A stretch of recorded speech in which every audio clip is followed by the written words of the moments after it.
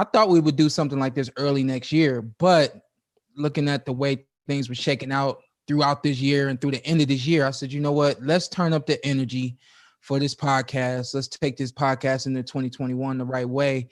And it just, with this being our last episode of the year, wifey was like, man, you acting like this the last episode y'all gonna do. I'm like, I really want to bring the energy, and I want to feel good for the last show going into the next year. So everybody, welcome to the Porterweight Podcast.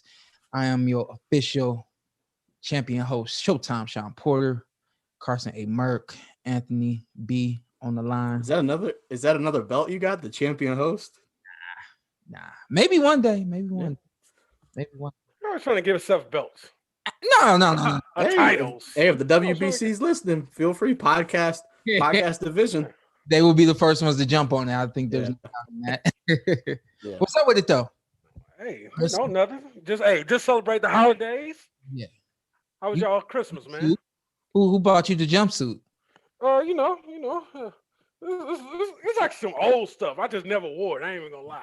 Really? Some old stuff. You cold? It's crispy. You cold? Nipsey. Yeah, you right. Yep. I'm kind of cold. Kind of cold. I almost said something. I keep forgetting we're live.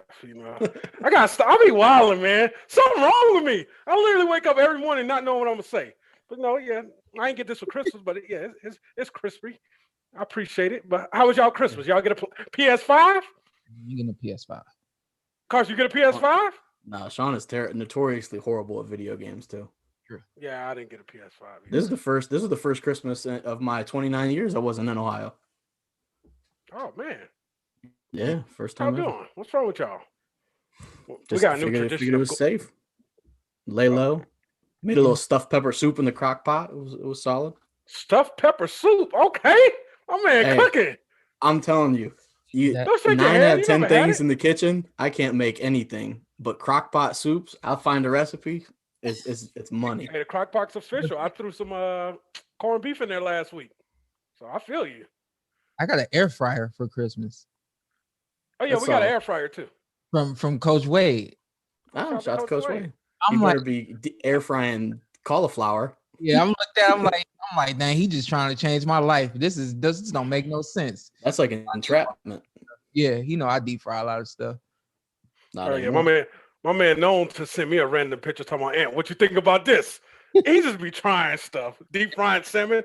Oh, hey Shawn, I found a salmon strips, kind of like chicken strips, but you cut them up, fry them like chicken. We got to get on that, bro. But like deep fry them? Deep fry them. Yep, and dip them, man. Woo, I'm getting hungry thinking about it. I like the sound of that. I found out that you could deep fry some, or was that you that found out you could deep fry some biscuits? He thought I was playing with him. He knew I was gonna do it. What was the response? Listen, for a minute, I was like, I'm never cooking biscuits any other way than this. But I just couldn't get it right. You know what I mean? It wasn't. I couldn't get it right. It's hard to get the inside and the outside evenly. You know what I mean? That's the battle. Last year, me and Shawn, spur of the moment, deep fried a turkey. Came out pretty good. Yeah, it did. I'm able to co-sign that one. Yeah. I don't even like turkey, and I was like, you know what? Just if I eat turkey again, I'm eating it like this. So till this day, I still think that fryer is outside and with the grease in it. I think so. About that. I was telling somebody about it like just yesterday or the day before. I'm like, it don't make no sense. So let's just start with the obvious. SB, how did you feel about your outfit yesterday overall? I felt bossed about it. Did you feel good about it? Sure. Okay. I always feel good about everything I have on. Well, so I think that might be the issue then. If you're not able to differentiate when something looks good and looks bad, then I'm concerned. No, don't be, because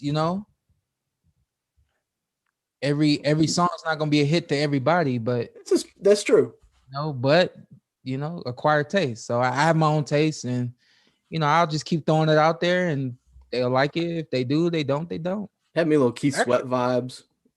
Shawn, I wasn't mad at it. I wasn't mad. I ain't even gonna lie. It was better than some of the. It was better than the pay-per-view outfit for sure. The latest pay-per-view or the green one? The one with the funny shoes. The green one still takes the cake. Green one was bad. Yeah. But that no, it was interesting yesterday. I saw Darkwing Duck as a comparison, which was pretty solid with the hat. I saw New Jack City. Yeah, Vampires in Brooklyn was another one I saw mentioned. Yeah, that's probably. I've been thinking I don't want to let the cat out the hat or whatever, but I'm probably gonna do that next year for Halloween. Okay. I'm a big fan of Vampire in Brooklyn. Big fan of Eddie Murphy in general, but I just think that Vampire in Brooklyn is very underrated, and I think that that's a movie that most people don't really talk about, but it's like it's hot from beginning to end. Hey, should we make a theme? We talked about doing a theme Halloween party. Should we do? What about that? Like doing it, like dress up as a movie, like everybody. Yeah, nice. You know me. Hey. Every time I dress up, I do like something like that. Hey. I'm not just a costume. You know what I mean? If you would have waited a day and wore it today, we'd all been matching. That would have been cool. Nah, I wasn't. That'd have been real cool. Better than that. Team player. All the way on the opposite side of y'all right now. I'm a locker room guy. Listen, man. Do it. Let's get into it, man. Listen, we got some guests for y'all today. It's weird being on live and not like being able to see somebody or see what's going on my end. I don't know how if it's like that for you, Carson, but for me, it's like we just doing the show. So I'm gonna just keep it rocking like that. But we have confirmed 4 guests today. And again, should we keep them secrets till they pop up? Nah. Here's the thing. When I was talking about bringing the energy this and rounding the year out on this podcast, I felt like it would be good to get multiple guests on the show and really just show that this podcast is not just boxing. This podcast is not just PBC. It's not just world championship caliber fighters. This podcast is everything. And as we close out the year, even when we begin the year, we're going to talk boxing, but we're going to end up talking other sports, specifically basketball and of course football, because those sports will still be going. And right now it's a little bit of a recess for boxing. We do have the young Garcia, Luke Campbell, the first week of January, but beyond that, I think it's more so going to be some other things. So with that being said, I was like, you know what, let me get some high quality, what I consider to be high quality people on the show today, and just talk a little bit with them and invite them to the show now. And I know that they'll all come back later and bless us with some good words in the future as well. So you got any questions right now, Carson? Yeah, so let's get the elephant in the room addressed. So the number one question in multiple forms and varieties and everything is you and Terrence Crawford. People want to know why you haven't initiated the mandatory status, what's going on. The rumor is $1 million. Would you take $1 million? So I think just an update on that situation from you might be helpful. Not taking $1 million. Okay, fair enough. I did the best I could to send a message to Bob Arum, and I also know people who know Bob, and I told them, tell Mr. Arum, I don't mean any disrespect, and I know that he doesn't. You're gonna lowball me, and don't do it. If you feel that that's the way you get out of fighting me, that's weak. Don't do it. However, if you want to make the fight happen, don't lowball me. I'm worth more than $1 million. F $1 million. I'm gonna keep it as clean as possible, but I'm not fighting Terrence Crawford for $1 million. This is gonna be fight of the year, or definitely a candidate for fight of the year. There's no doubt. I know who I am and I know what I can do. Beyond that, I spoke to my dad just on Wednesday, and I said, "Hey, have you talked to AH?" And he says, "No, we haven't talked in a little bit." I says, "Have you thought about anything as far as the mandatories are concerned? Do you know about activating these clauses that I've been seeing in the news?" And he says, "No, I don't know about that. Let me give him a call." So that was Wednesday. On Wednesday, I expressed to him my interest in only fighting one of 3 people next year, if not 2 or all 3. Those 3 being Manny Pacquiao, Terrence Crawford, and Errol Spence Jr. And Keith Thurman for fun, maybe. I specifically told him I don't want to fight Keith Thurman. Fair enough. Never mind. I specifically told him I don't want to fight Keith Thurman. I just feel like he's been out of the mix too long. And I think that I'm going to be honest. I think that he will be looking for a money grab. At some point, he's going to come get backed up, and there's not going to be no one for him to fight because he's not worthy of fighting a champion, and he doesn't want to fight anybody like a Jose Cito Lopez or anybody like that that's not going to get him the money that he wants. And so he's right there in the middle of it all, where he's not there to fight anybody who's got a belt. That would be me, and not there to fight anyone who can't get him the money that he wants. And the only one who can get him the money that he wants would be me. And so I know at some point he's going to stop screaming Terrence Crawford and Errol Spence Jr. because they're not going to want to fight him. And then he's going to start trying to, come my way. And I've been down that road. That was 2016. It's 4 years later, and I've done nothing but continue to go up and progress. And I think that he has not done that. And I think that with that being said, this can't be the last door that you're knocking on because you feel like, it's the only one for you. So. Honestly, as a boxing fan, Shawn, we would love to see that fight again. I'm going to be honest with you. It's a big time fight that everybody would love to see. Yeah. But I get where you're coming from also. Yeah. Yeah, and I get that. It was a big fight back in the day in 2016. And I think even now would be a big fight. There was a lot of questions. Great styles. Yeah, I'm just speaking to Keith. There was a lot of questions when he made his comeback to Jose Cito Lopez. And I guess we kind of saw Hose or whatever. He half prepared for the fight, but then we see him in the ring with Manny Pacquiao, and it's like, okay, Keith is still there. Keith can be relevant in the sport. He lost to Manny, but he lost to a legend, and we saw how he lost. He didn't lose, getting beat down. But you should have jumped back in the ring immediately. I know he had some injuries and things like that, but same thing goes for what I said about Errol Spence Jr. Coming off of that accident, I didn't want to be the first guy he got in the ring with. No secret that the fight would have played out a lot differently with him and I than it did with Danny and he. But I didn't want to be the first guy to get back in the ring with him. Now we see what he can do, and I think it's worthy of another great fight. And for Keith, I think you mentioned I'm not sure the word you used, but something along the lines of not there to fight those top guys. I think resume-wise he is, and I think talent-wise he is. I think inactivity and maneuvering he's not, I think, to clarify. Like he has one loss. So it's not like he's out of the mix. Yeah. Yeah. But I think if you dance around it for too long, it's kind of what you're saying, that you can't just look for those top guys, and if you don't get them, then be like, oh, I'll fight Shawn Porter. Yeah. That's what I'm saying. And I'm just, for myself, I feel like I'm beyond the rematch, and I'm looking for something better. And speaking of being beyond, I know you don't like talk numbers, but often $1 million is disrespectful when you pay Kell Brook $2 million. And Shawn, I ain't gonna throw all the numbers out there, but you made more than $1 million in the Earl fight, way more. Yeah, and I know that even in expressing to my dad how much I would like a fight with Terrence Crawford, if we just talk about the money, you fight Errol Spence Jr. because that everybody's gonna get done right. That everybody is gonna be, the share is gonna be what it's supposed to be. And there's no questions when you go Errol Spence Jr.'s way. So in essence, you are, just to clarify for everyone wondering about Bud, you're 1,000%, if the money is right, ready to fight Bud. We fight next year. All right, he's gonna fight if as long as the money's right. Yeah. Outside of that, I mean, what would I have to argue about? We're gonna fight right here in MGM, Vegas. We're not going anywhere else to fight. We'll drive down the street for you. Possibly have some fans.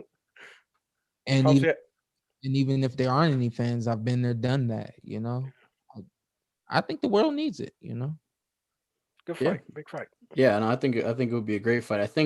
I wonder if to just kind of close on Keith, I don't get the impression that he's somebody that's going to be open to fighting one of these up and coming guys. Like, if he can't get you, Errol, or Bud, he doesn't seem like one. If they're like, hey, we can put you in with Boots Ennis or Virgil Ortiz, he's not going to do that. He'll retire before he does that. Yeah, and I'm gonna be honest with you, I would do the same thing. Okay, that was another question people actually had. Next year rolled around, and something happened, and I'm not getting my fight with Terrence. I'm not getting my fight with EJ, and then for whatever reason, Manny Pacquiao isn't willing to fight me. And then I've already expressed my disinterest in fighting Keith Thurman. But again, I understand, hey, if somehow, some way that was the only thing I could get, and then he turns up against an injury or something like that, you may not see Shawn Porter fight in 2020, 2021, you know? Oh, we're going to be on your head. You do something like that. I'm not fighting one of the young guys. Yeah. Okay. Well, fight Ugas. He did. No. If he going to fight nobody, F that. Shawn, you don't do the years sit out, bro. You did it once, we ain't doing it again. I'll fight you. So that was a question was, would you be willing to fight Boots or Virgil Ortiz or one of those guys? So the answer, a definitive no. Definitive. Why is that, I guess, is my question from the fans' perspective and my perspective. I think the one thing that fans don't really understand when it comes to this boxing game is the business. I think that most of the business, if not 100% of the business, is just done quietly and behind closed doors. I mean, you look up and all of a sudden you see Caleb Plant getting in the ring with Caleb Truex. You say, why is that fight even happening? It's mandatory. It's for his IBF title. We never knew that. We haven't seen Caleb Truex in 2+ years. Well, how is that? It's the business. It's how it went, and it is what it is. And so with that being said, there's guys that just have not earned the right to be in the ring with me, and I'm not going to take a step back and get in the ring with them. And I think that probably went for you as well, just for those that are going to say you're hating on the next generation. When you were however old, you weren't going to get in the ring with the top 5 welterweight either. Yeah. I mean, I remember Keith and I both with 2014, 2015. We're screaming Manny Pacquiao and Mayweather. I remember. I can look back now and tell you guys that I screaming those names. Looking back now, I was not ready. I'm ready for those fights now. I was ready for those fights last year, but prior to 2018.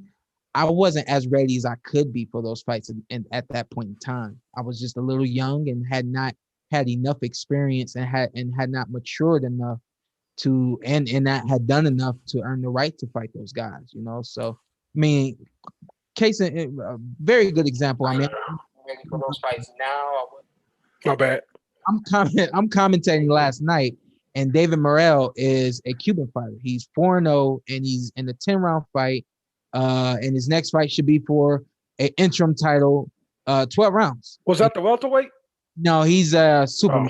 Yeah, okay. 150 pounds, Cuban fighter, 300+ fights as an amateur, and he's only got 5 fights, and they're already willing to bump him up to that elite level, but it's because of what he's done as an amateur. A lot of us have had very long amateur pedigrees, Olympic backgrounds, all that kind of stuff. Hopefully my man Boo Boo get in this chat in a minute, because he was one of the best to do it in our quad. But there's not very many fighters who can turn pro and in 5 or 6 fights, less than 10, be fighting for a world championship title. We call it paying dues, and that's what I grew up under.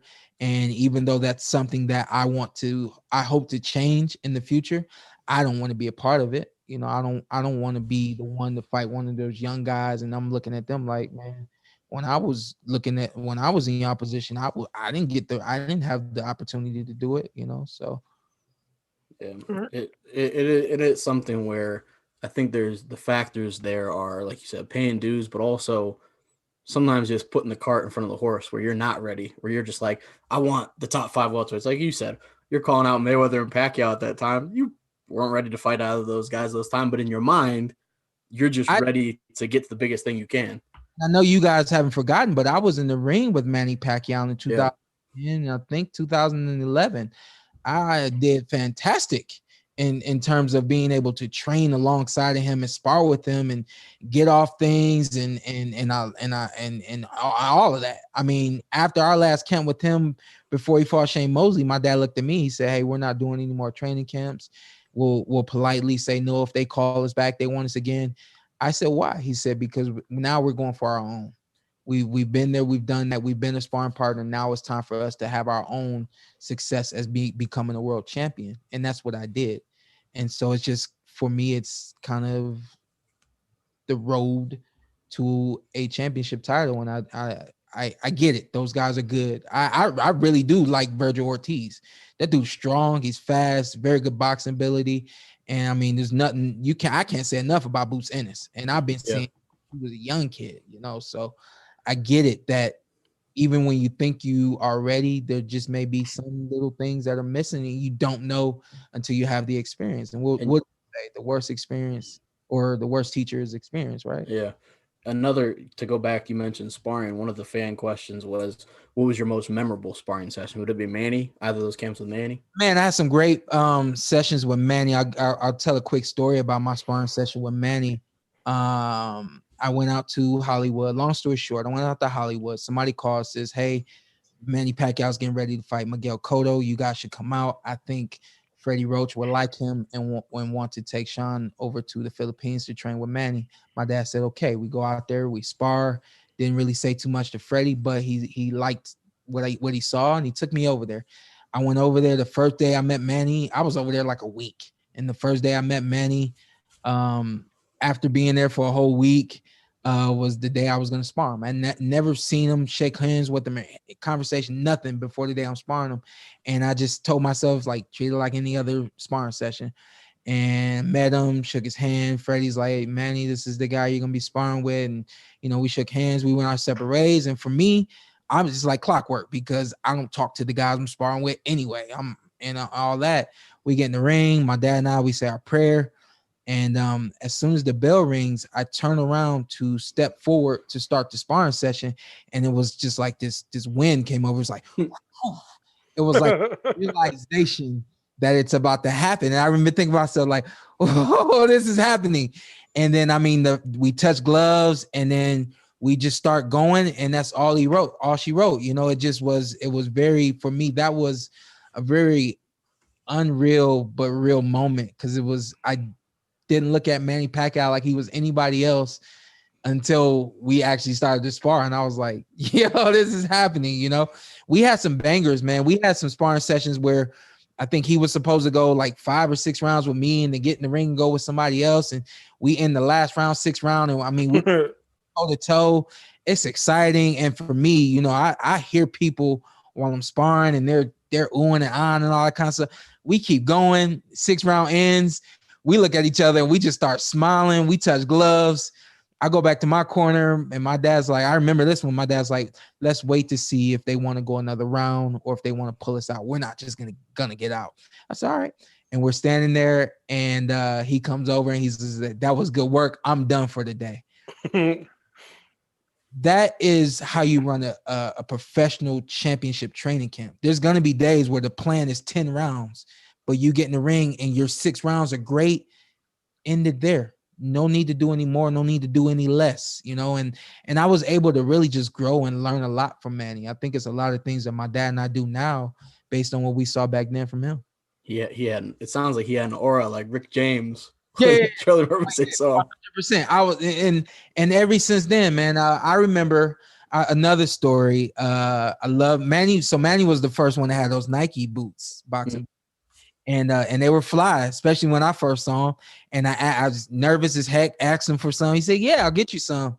The last day of sparring, I still didn't get my shoes. I'm a little kid at this point. I look at my dad, I'm like, I need my shoes. He said, why don't you go ask him for it? I was like, I don't want to. He said, Shawn, go ask him for the shoes. I go knock on the door. He's in the locker room. I go in there. I'm like shaking. I'm like, hey, Manny, get those boxing shoes for me? He says, buddy, you didn't get your shoes? I said, no. And he starts looking around, looking at people. And then it's like this, all of a sudden, it's like this godfather over him. He's like, whispers to somebody, slaps him in the back of the head.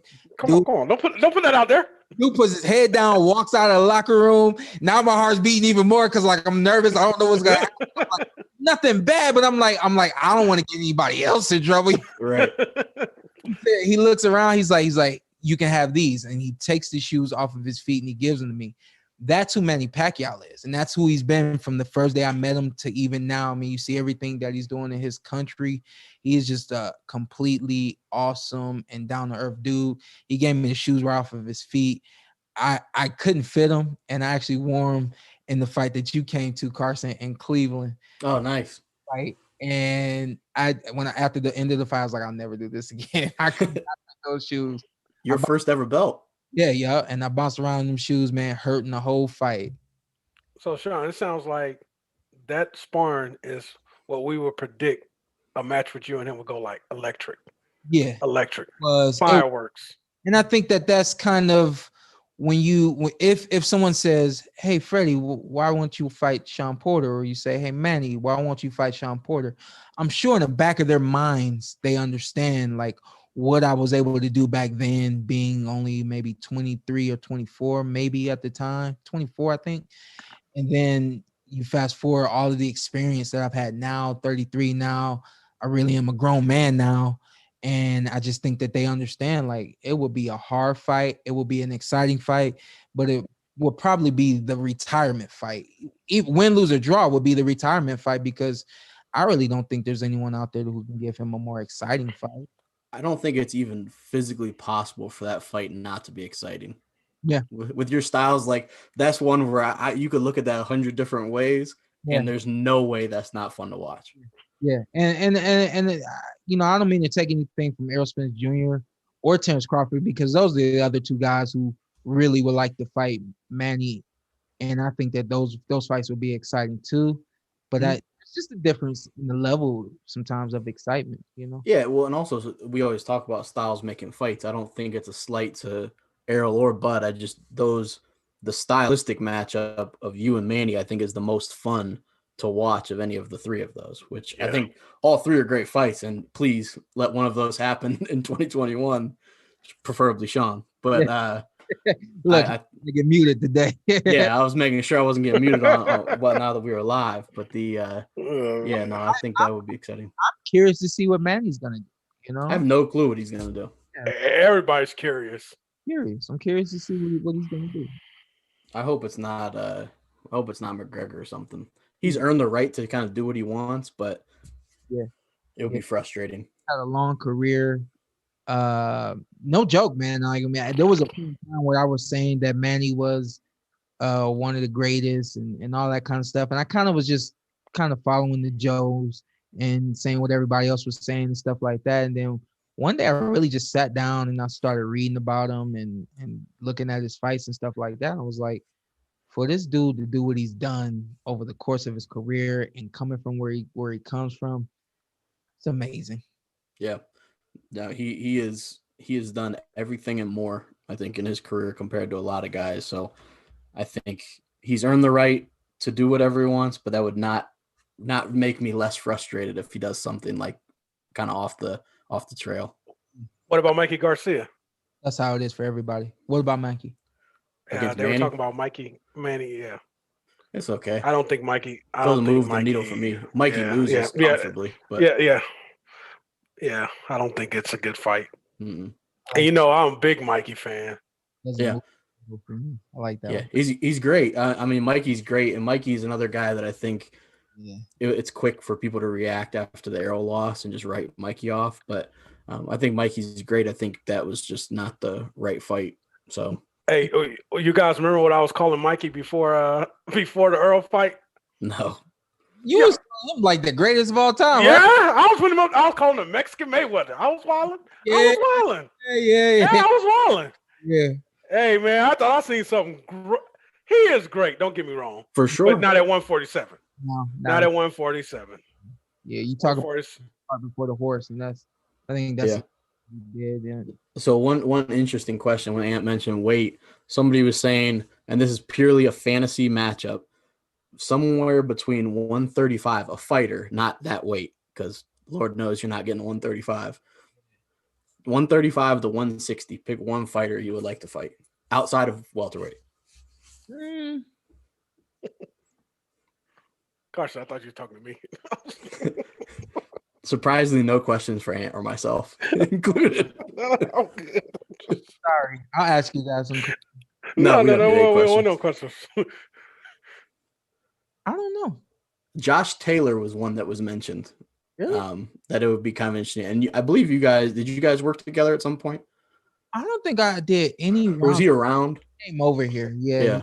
Over with Frampton, and they did camp or a couple weeks right over here at Porter High Performance when we had. I knew he was around. Is there any? So there's nobody that jumps out at you that has been an intriguing fight. I mean, I had an opportunity to spar with David Benavidez before the Errol Spence Jr. fight. I don't think there's any more exciting fights out there for me than the guys in the 47-pound division. Yeah. You know? Yeah, I'm not mad at that. Somebody also asked if you fight Broner again. The answer to that is a resounding no. I'll speak for Shawn on that one. AB. Yeah, hopefully AB gets everything about together. Billions. But... Hey, can I release something? What? It's a rumor. I'm not sure if it's 100%. What? AB versus Reg Catch next month. It's a rumor I heard. Yep. Next month. Hey, Shawn, you ain't got nothing to do with it. Don't say nothing. I don't want to get you fired from both of your jobs. This is an Anthony Carson situation. So me and Carson go down together. AB versus Red Catch next month. I wouldn't be surprised by that. It's a decent matchup for him. Hey, Fox is gonna kill Shawn for that. For what? Hey, because it's happening on your show. Are we good? We good? We can say we won't? Yeah. All right. What did he say? Did I miss what Shawn said? I didn't say anything. No. I'm just saying he a part of this. Oh yeah. We all gonna go down to the boat. I told my dad the other day, I was like, I don't know any matchmakers for Fox or NBC. I don't know who's making the fight. So I don't. If you want to get Malik on the fights, on the cards, you need to contact who you need to contact, because I don't know the matchmakers. I can't make any fights for you. Hey, my heart skipped a beat when you said Malik. I was like, oh, Malik Scott coming in? I said, oh shit. I ain't gonna lie. I was like, oh, you set me up. Malik Scott has just caught unnecessary strays on the show multiple times. So no, I thought he was coming in. Another fantasy matchup for you then, Shawn, outside of current fighters. Who are a few retired fighters that you would have wanted to fight? Retired fighters. Definitely your guy. Roberto Duran. Duran. I think that would have been a good fight. I think that out of that era of fighters, I kind of, when I look at those guys, I feel like he could have been the one that my skill and all of the, I guess, the talents or gifts that I have would kind of what trump his. I mean, I look at Tommy Hearns, tall, big, strong, fast. I mean, you had your chance to sleep him while he was in the studio. No, you should have slept and made a zip out of him. Do that. Rough and rugged and dirty and a hard fighter, basically who I kind of tried to model myself after. Obviously looking at Ray Leonard. Here's the interesting thing about Ray Leonard. When I watch Ray, people see the speed, people see the flash. He was so intellectual in the ring, and I think it takes like a boxing eye to see how intellectual he was in the ring, and I could see that. And I watched that one day. I was like, I'm gonna stop saying he would have been one of the guys I would want to fight, because I mean he just was in another stratosphere. What about somebody throughout all Ohio matchup? What about Aaron Pryor? You versus Aaron Pryor? Man, no. That's you don't want that smoke. That's a hard night. Yeah. Oh, who we got? Oh, all right. Who's this? It's not going as planned. At first, it's Malik Scott. At first, I was like, wait a minute. The name's not, but the name is. Hey, if it is, this whole thing on break. Listen, former undisputed middleweight champ, Ring Magazine champ, lineal light heavyweight champion at 46 record, the man, B-Hop, the executioner, the alien. Bernard Hopkins is entering the chats, ladies and gentlemen. B-Hop. You talk about a legend. We got his assistant. No problem. Yeah, you talk about a legend. I think he's one of the guys that you're gonna, when you talk about him, it's a never ending conversation. What's up, Miss Joy? Hey, how are you? I'm good. How are you? Good. Mr. Hopkins is coming to join you guys. Awesome. We're ready whenever he is. Okay. Yeah. We ain't gonna take too much of his time. Yeah, that is there are levels to legend status in boxing, and B Hop is he's up there. He's up there in the high legend status. You know what? When you because a lot of these fighters, I'm talk to him about B Hop. What's up? Listen, man, I ain't talked to you in a minute. I'm going through my phone. I said, you know what? Let me just give him a text real quick. I appreciate you. Listen, before I could put my phone down, you got right back at me. Made me feel good, man. It's good to see you. Good to hear from you. It's all respect, man. Your respect, man. Yes, How Pop's doing? Pop's doing all right? You good? My dad is good. He would hate me right now if I call him Pops like you. I think you like you. I'm not. Yeah, he'll get me too, but I'm on a Zoom. He can't find me too fast. There you go. Yep. So I wasn't able to invite him in on this one because room and all that. But listen, man, we just want to chop it up with you real quick. But my guy right there, Carson Merk, with his hand on the. What's up, Car? What's up, B Hop? He says that when you talk about legends and legacy in the game, there's even now, there's levels to this boxing game. There's levels the whole way.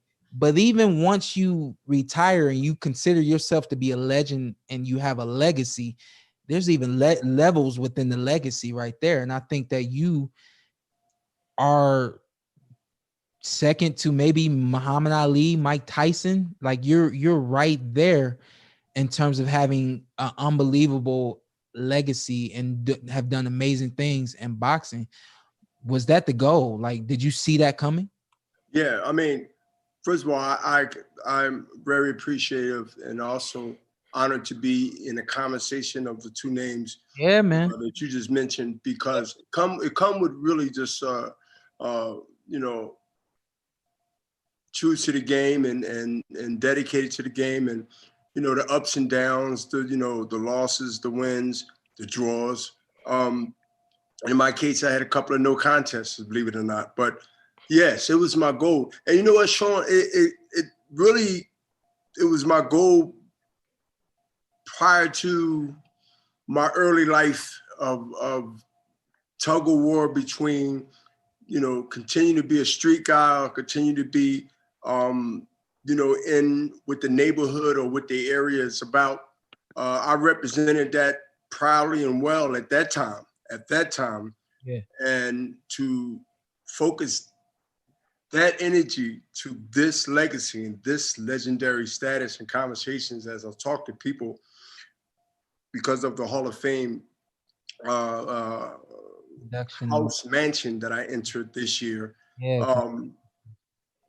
I'm starting to reflect a little bit more than I normally do and say to myself that, from day one out of the penitentiary in 1988, I started amateur boxing, 9-10 years old, through uncles on both sides of the family who represented Philadelphia on a local level. Mm-hmm. Yeah, Shawn, I made sure that I was going to be one day having this conversation with whoever it was going to be in this. You in 2020. Yeah. You, Showtime Porter. Yeah. There's no accident in anything that I've done. I really mean that. Mm-hmm. And you know what, Shawn, I talk so much.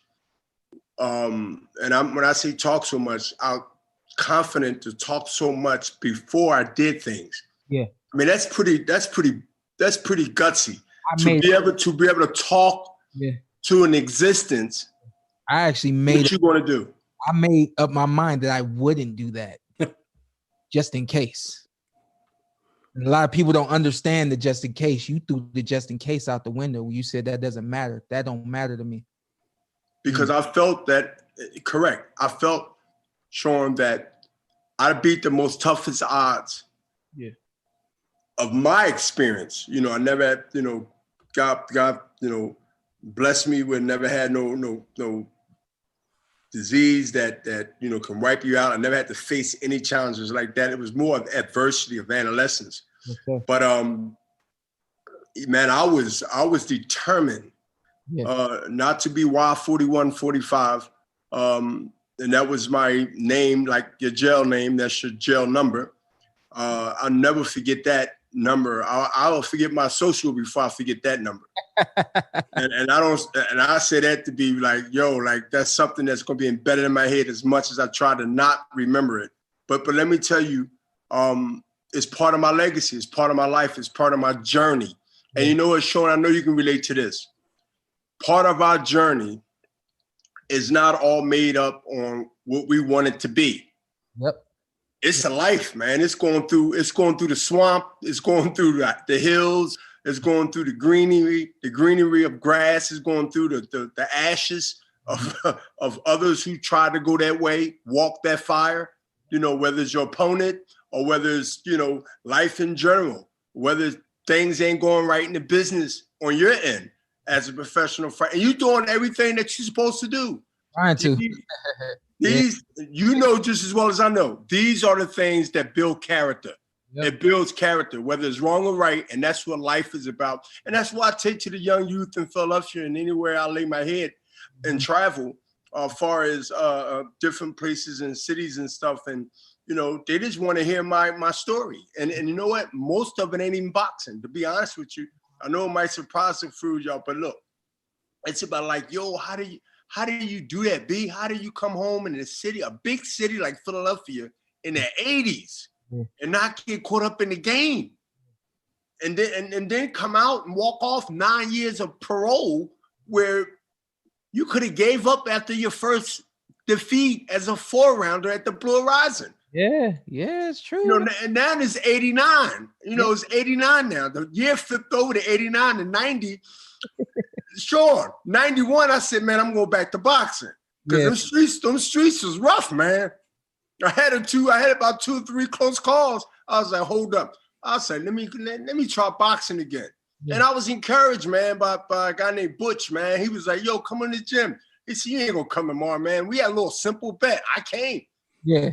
Then I came the next day. Then we had a contest. Hold up. We had a contest when I got with Bowie Fisher. Bowie said, yo, you come to the gym, I'll come to the gym. But I guarantee you're going to miss more days than me. Yeah. Next thing you know, 10, 15 years went by.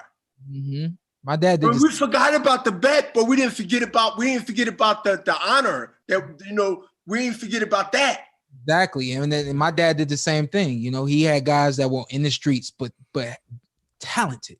And the only way he can keep those guys into the gym was, hey, I'll bet you won't come back. I bet you I'll run you out of here. I bet you can't win this time. He was always putting other challenges in front of these kids' faces so that their eyes were closed to the streets and you could keep them focused, So, I'm going to let my guys jump in, but it's the Porterweight podcast.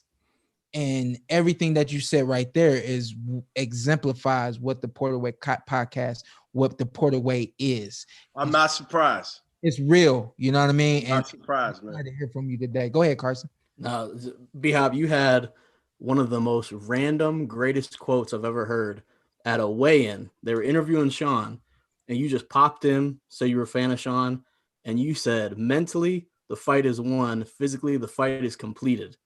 And I was like, I've never even said something that prolific, and you just happened to drop a little gem in there. But you've been dropping gems for years. So you mentioned kind of reflecting a little bit more than you typically would. Looking back on your career, which felt like it was 200 years, I'm sure it did for you as well. What are some of the moments in the fights that kind of stick out the most to you looking back? Ooh.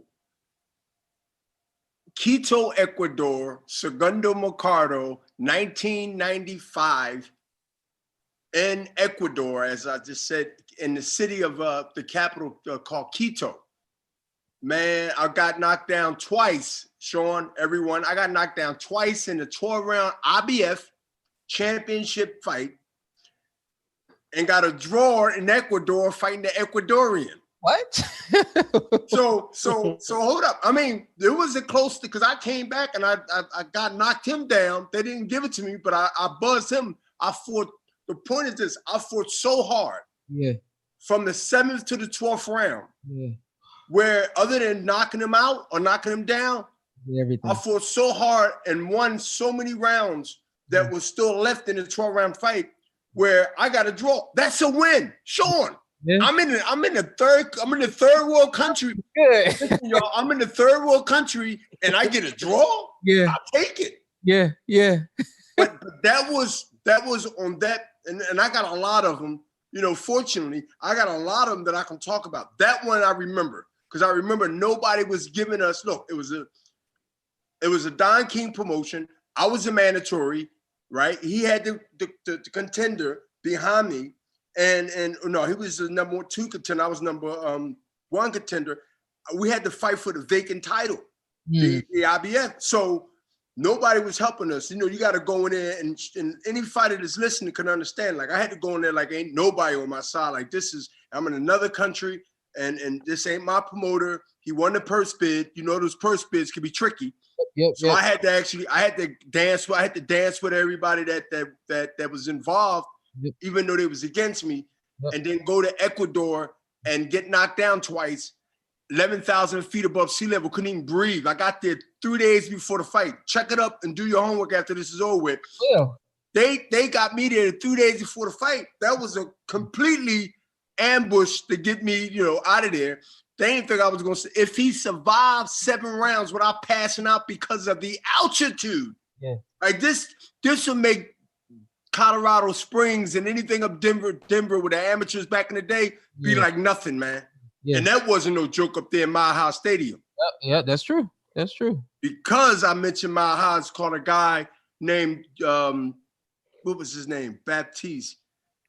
This guy named, was on USA Tuesday Night Fights. And I fought in Denver, Colorado. I'll never forget it. And Gilbert Baptiste, his name was. Whew. USA Tuesday Night Fights. Now, of course, you got the Trinidad, the super fights of mine, the Trinidad, the De La Hoyas, Antoine Eccles. I don't know if you remember him, Shawn. Yeah. Strong. Listen, Robert Allen. I can name Robert Allen. I fought him. These guys I fought 3 times. Yeah. When I beat them the first time, they became mandatory again. I said, well, they must ain't believe the first fight. Yeah. Because I had like 3 mandatories, man, with 3 different fighters in my career. Now, you can say that I might have stayed in there long. I was in there 28 years. So, Bernard, everybody recycled back. Yeah. They recycled back to being number 1 and number 2 again.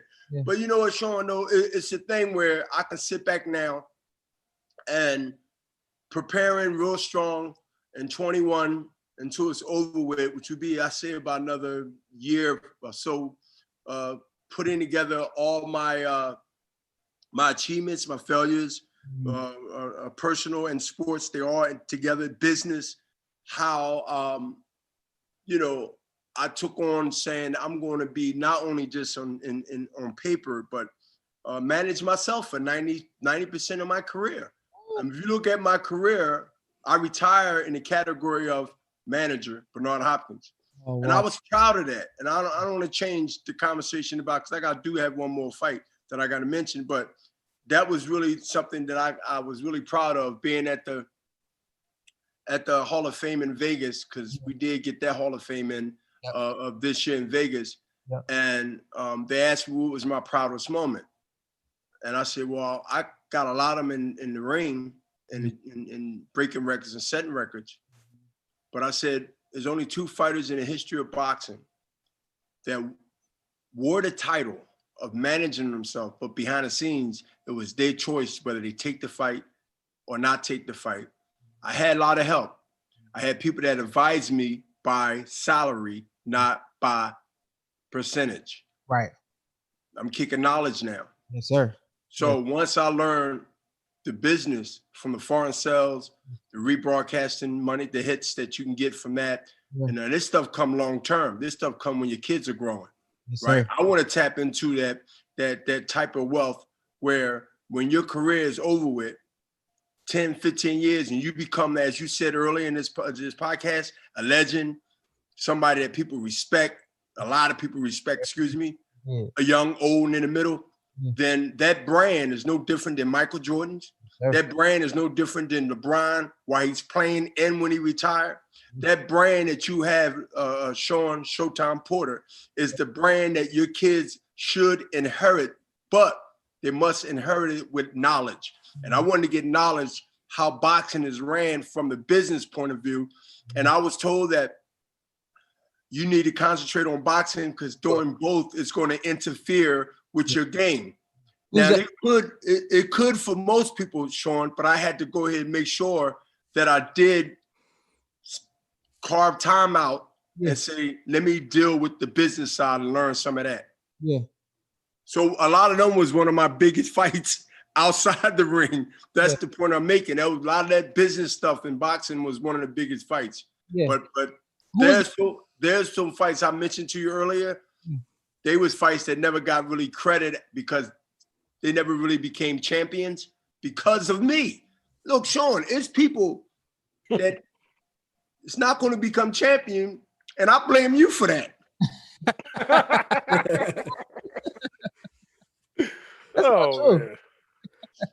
That's a good thing, Shawn. It's a good thing because you could have been on the other end of that.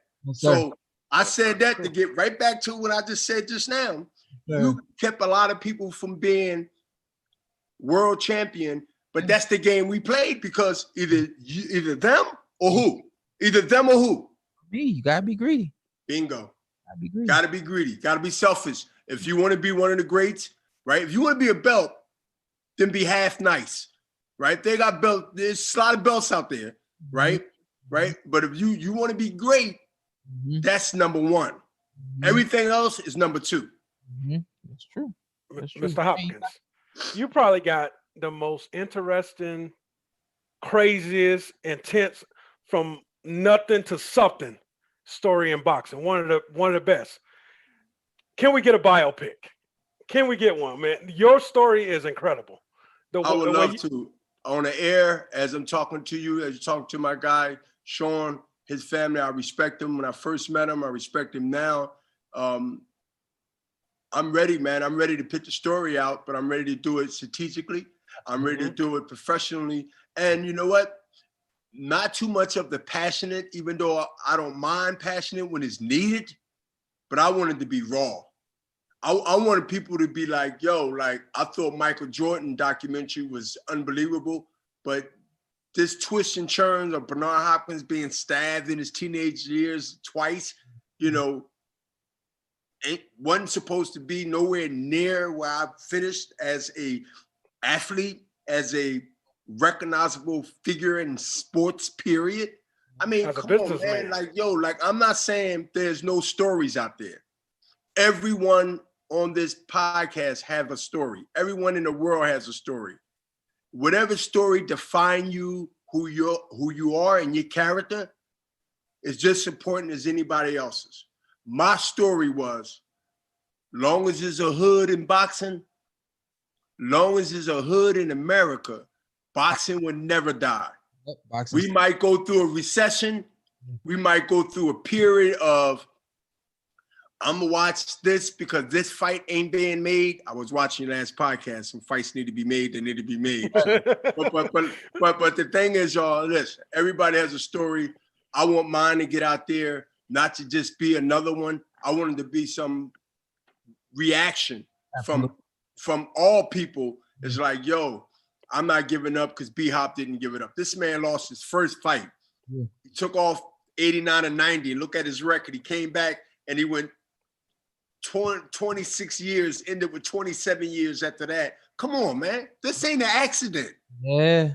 This ain't an accident because I have a consistency written across my name. If you go in the dictionary, give me about a week, you will see Brenagh Hopkins' name on the word consistent. Consistent. Yeah. I'm very consistent. Listen, man, I'm gonna go ahead and tell a quick story. I'm in New York, just going to a fight, and my whole thing at that point in time was I'm gonna always work out no matter where I go. Hit the gym in the morning and then go to the fights and just chill out, all that kind of stuff. And in my mind, I'm working hard because I know like the other guys that I'm looking at ain't doing it. And so I'm feeling good going into the gym room because I know ain't nobody else gonna be in there. And man, I open up the door and you already on the treadmill. I'm like, I said, B-Hop, what you doing in here? You say, hey man, I got to keep working. And I don't know what year that was, but that's something that I will never forget, because you, even at that point in time, you were still fighting, but you weren't fighting consistently and things like that. But you understood that this is a lifestyle, this is a way of life, and it does not stop just because I'm not fighting. And that's something that my dad really harps on me basically daily. And right here, just on my podcast, I have another man, another legend, amazing man who exemplifies what it means to work hard, stay focused, and be diligent and live something that is really real. And that's just who you are. You know, I think your story definitely needs to be told, because people don't know enough of who you are and what you could bring to this world just from your story. Your story alone would change lives around this world, not just in Philly, not just in Cincinnati or Cleveland, but around this world. It's amazing. And you know what, Shawn, I respect that and definitely agree, because the people that do finally, like when they hear certain things that they didn't know or they was unaware of, yo, they be so shocked. They be like, yo, you did time in prison? I'm like, damn, I gotta leave your house now? You know what I mean? I'm talking business, you know, I got a lot of stuff going on that's positive in the city of Philadelphia.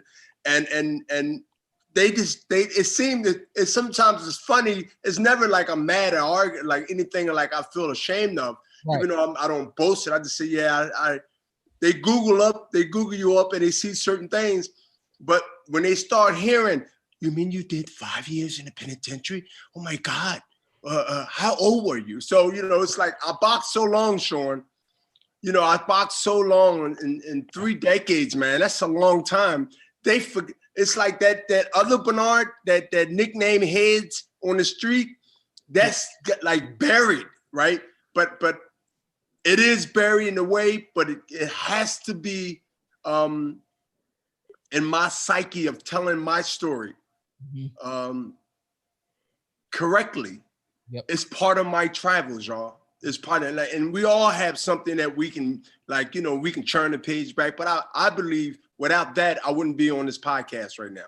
And I know that sound kind of like, you know, like kind of bold or whatever, but it's straight up. I'm giving it straight up, being real, because without that struggle that I recognize, I'm gonna ask you 3 questions real quick. We wouldn't be here right now. Yeah, I wouldn't be here. No, I wouldn't be here right now.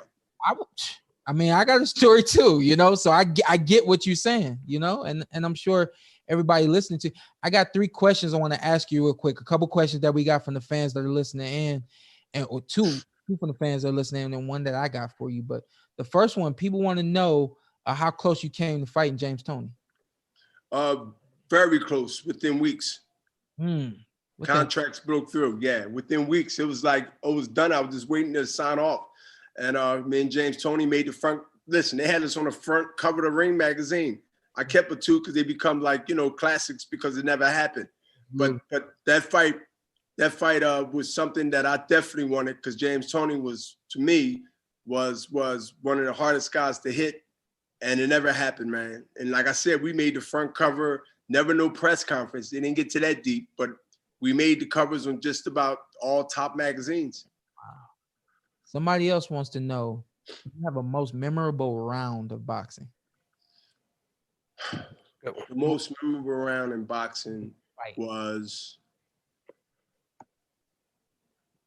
when I'm in the corner, my corner. I'm telling you what fight it was. Matter of fact, the Joe Lipsy fight.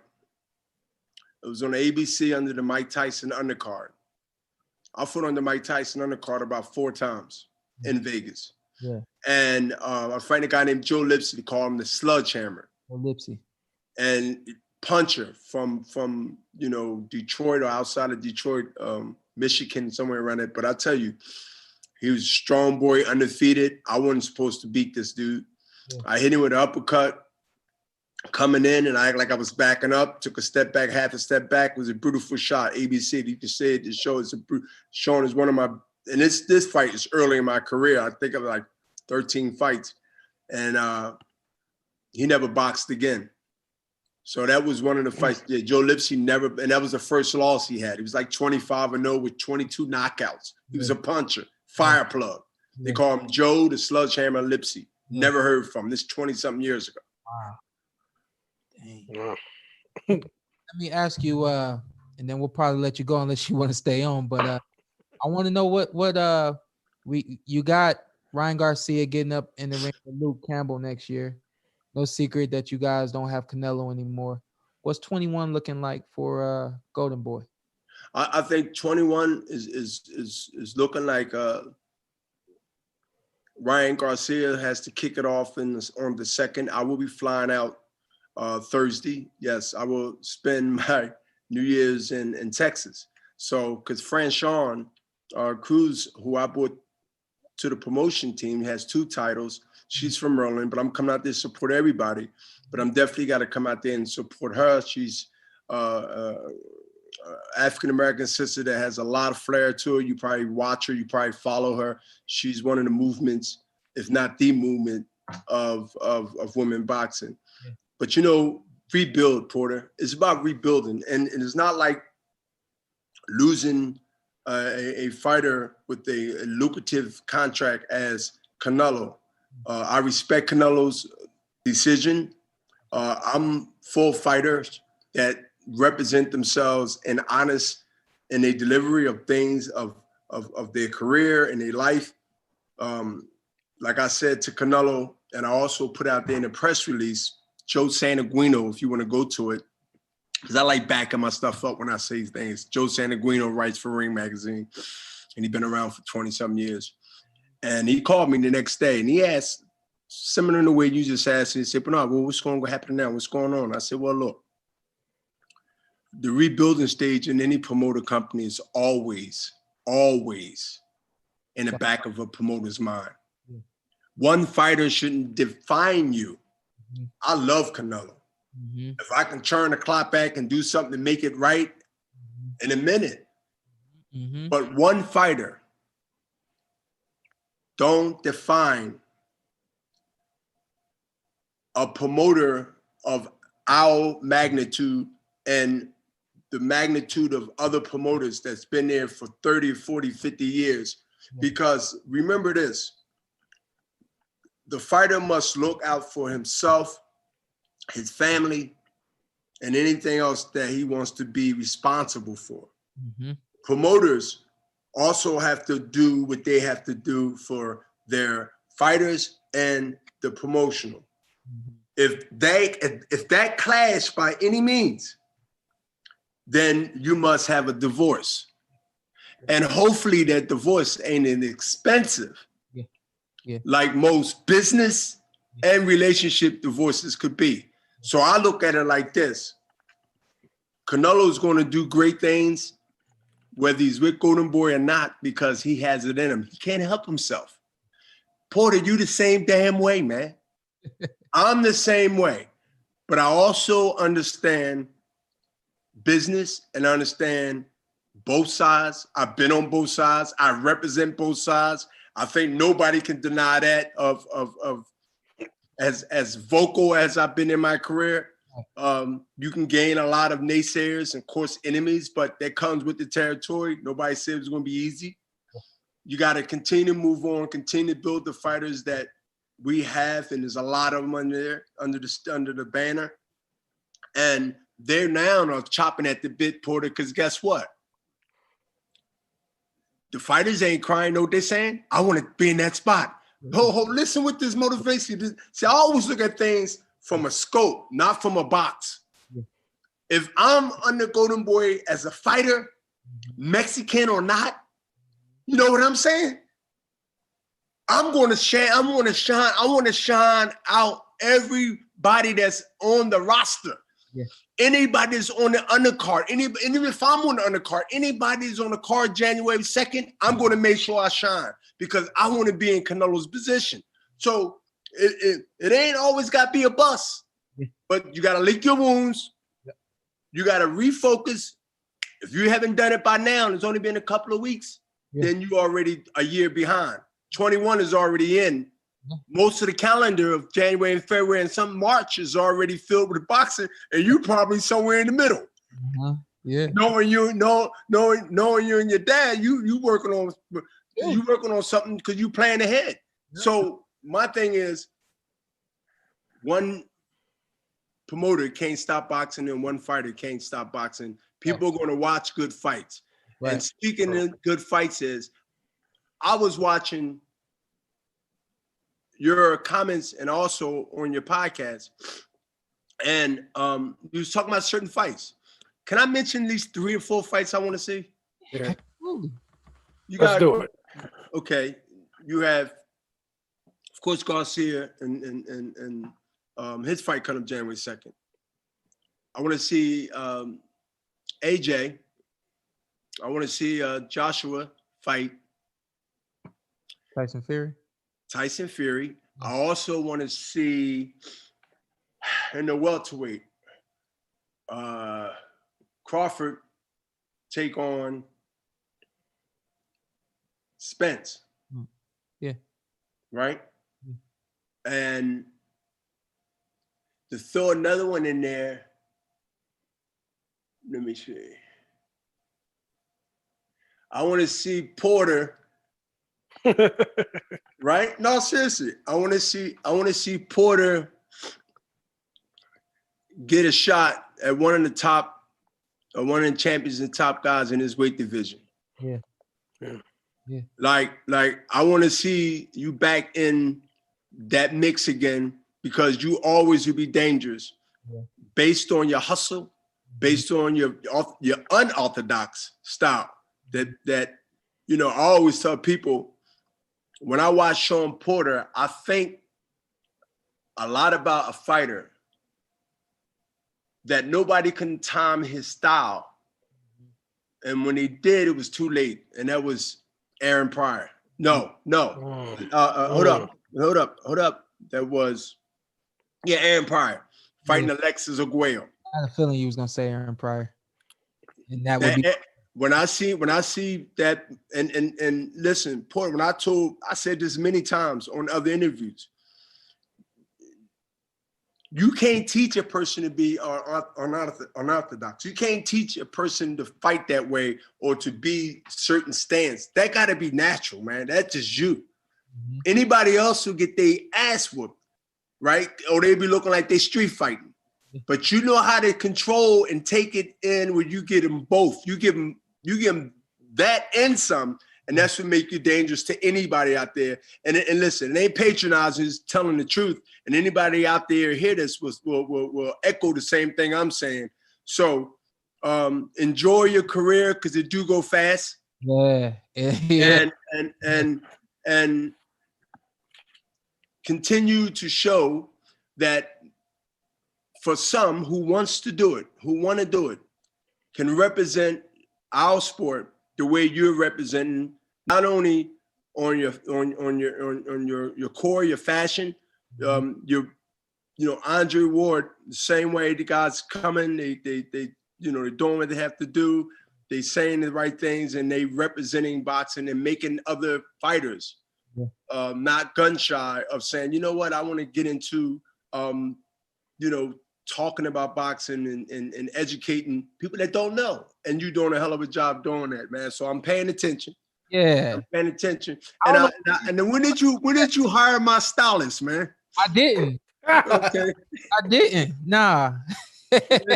Somebody listen, man. That's too close. That's too close to the stuff about my closet. I feel like I seen you in something like this before. Hey, listen, that's them colors is too close to something in my closet right now. You know what, Shawn? I had to go and look in the closet and see if my suit was missing. You guys right here, they give me a lot of shit. Oh man. I wear but you understand now. Y'all understand why I keep it going, because he say something right now. Now y'all got a whole other year of this, all because of B-Hop. Y'all got a whole other year. And Shawn, so you said I did you a hell of a favor just now, didn't I? Hey, representation. Listen, representation get you in the door. Your performance keep you in the door. I know you told me that before. I've never forgotten that. You told me that before. Yes, sir. Yes, sir. We love you, man. Hey, congratulations on your Hall of Fame, and we'll talk to you later. All right.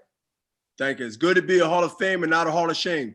Absolutely. Absolutely. All right, man. Take care. Thank you. Ooh, that was cool. That was a good time right there. That was a good time right there. That's my guy. That was a lot of energy. Yeah. I said it to him, but he drops like so many casual jewels. Like Man. I'm gonna go listen to the podcast myself and catch like 10 things he said that I didn't catch. Yep. I like that. No, I like that. Man. No secret why I brought him on, man. He's a Hall of Famer. A lot of knowledge to offer anybody who's listening, but boxers in specific. And a great time as well. You know, he's always like that right there. That energy at 7:00 in the morning when I saw him in the gym room, I was like, what is he doing in here? And I wasn't mad. I was surprised. And then he can't leave without being B-Hop. So I'm running. I swear to God, y'all, I'm running, and then I'm tripping because he's talking to me, and I'm like eyes on him. I'm tripping and everything because he that's the kind of energy he bring, and then he pour it into you. You know what I mean? And he just grab you, and I'm looking forward to seeing him tell his story. God bless, man. We might be a part of that. You know what I mean? It'd be nice to be able to help him at least in trying to figure out the best way to tell his story. So yeah, go ahead. No, I was gonna say, like I said, with that quote that he had that I mentioned to him, it was so random. It was I think it was a Mayweather weigh-in, and I'm just watching. You know, you pop up, do a little quick 5-minute interview, and he literally just like drops in. He's like, "Yeah, I'm a fan of Shawn Porter," and dropped that. And I remember sitting on the couch at like 2:00 on a Friday and was like, "What the hell?" Like it was such like a knowledge, just like, and I was like, "Oh, damn." Yeah. Hey, we got another superstar coming to What we got? Welterweight Podcast. 2-time WWE Intercontinental Champion, 2-time Raw Tag Team Champion, 6-time SmackDown Tag Team Champion. He's a tag team kind of guy. The New Day, Big E. Let's get him up in here. You texting your brother, let him know. Big E. Oh yeah, hey, my brother watching. Hey, my brother is hyped. Hey, look, why he trying to represent? He got the boy. Look, he wore that shirt one time since I gave it to him. He can't hear you. He can't hear you. I know he don't. I see you, Big E. What's happening? What's going on with you, man? Not too much. I didn't know I had to be dressed to the nines. I feel wildly underdressed. I'll work on that next time. Yeah, I meant to shoot you a clip of the show so you would know what was going on. But I see you went in the closet, way back in the closet, and got the SP shirt. You know, I had to. At least I did that. So I feel, you know, I'm getting there.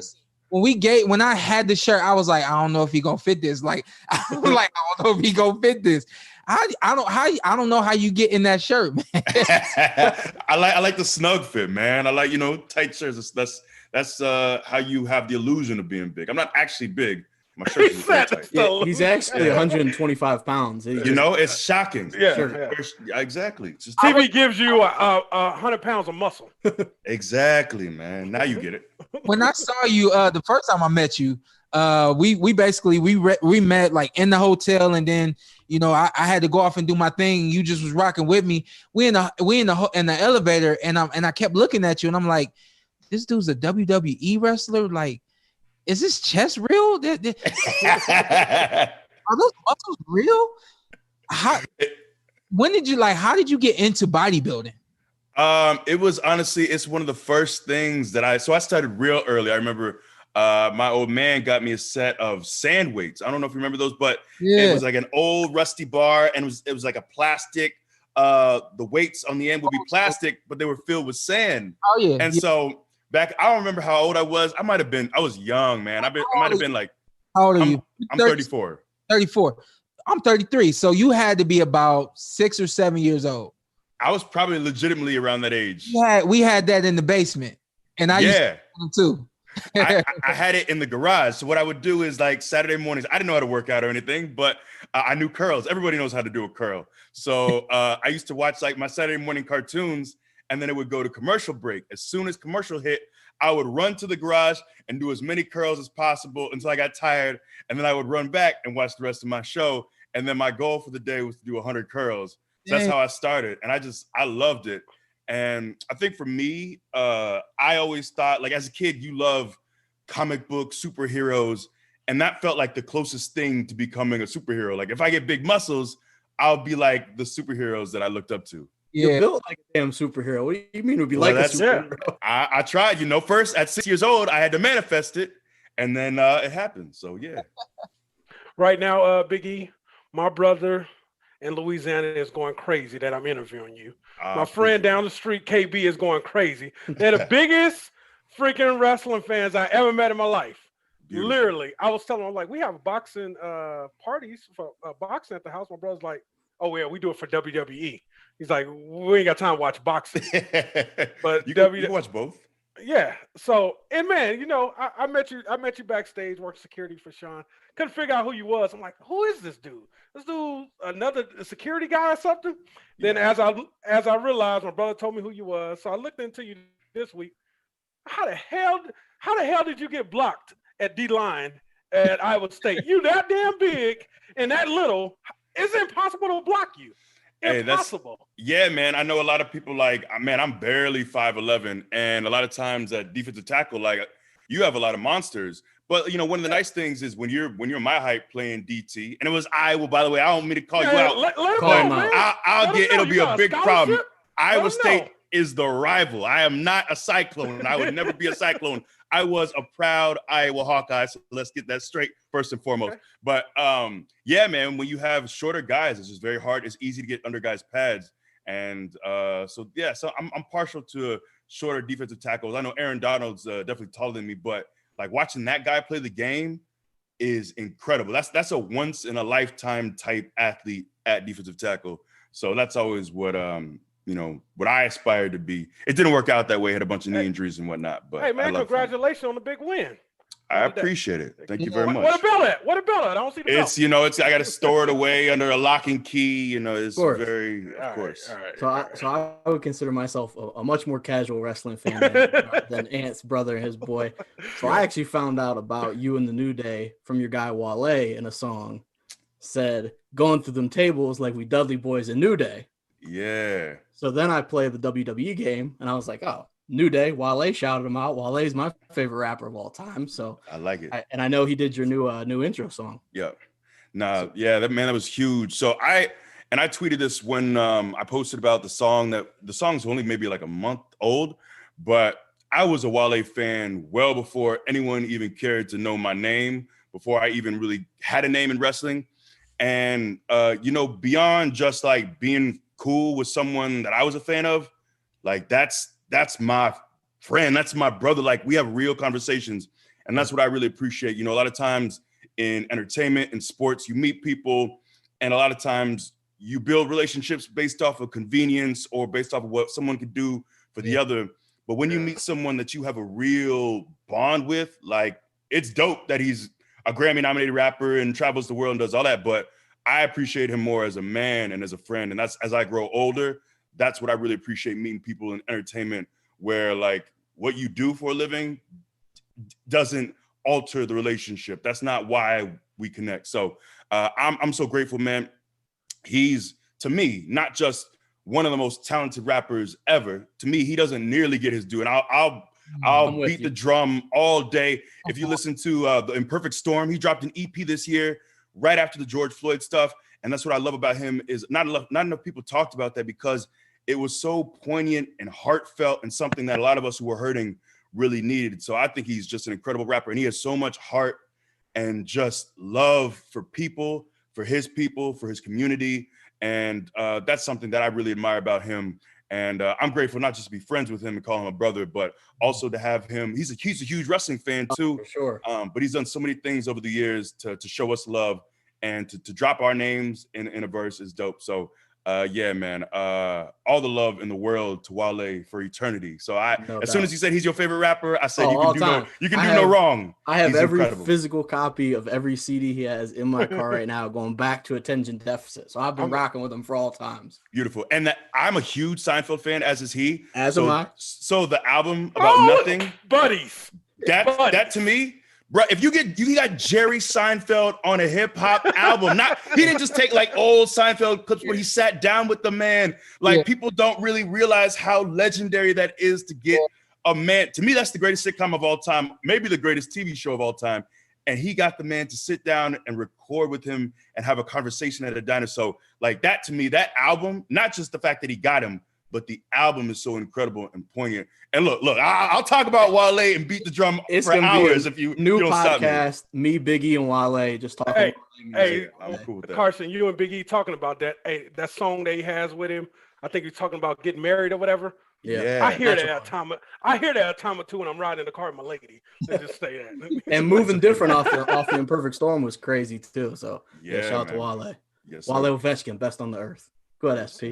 Is that that conversation that they had and he had recorded on? Is that what started the comedians in cars drinking whatever that is, that series that Seinfeld had? Yeah, I can't remember the timeline. I think the comedians in cars was before, but I'm not sure about that. Yeah. But I think the sit down they had was, of course, because Seinfeld, so many of the episodes were centered at the diner. Yeah. So they sat down, I think, for Complex and did an interview there. And I don't think they did one with the cars, but I think the timeline's a little bit different. Right. Hey, Big E, we got a fan, John Gotti. He wants to know who is your dream matchup? Man, I always joke about this, but it's actually real. So as a kid, I was a huge Goldberg fan because I grew up in Florida. It's the South. Some people don't consider it the South, but in the South, man, WCW was big. So NWO? Yeah, man. So it was huge. So Goldberg was a phenom, man, and the energy is what really. If you go back and you watch a Pete Goldberg match, late '90s. Yeah. The roof is blowing off the place. People losing their mind. Out, I'm about to get hype right now. And the security, the knock on the door, the security guards come out, and the security wasn't to protect him.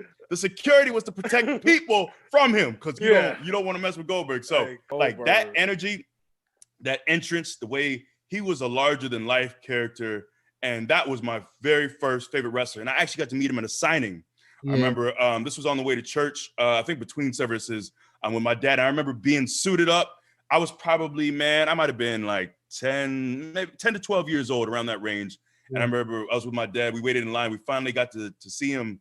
And I remember he complimented us on our suits and he had a smile on his face and he was pleasant.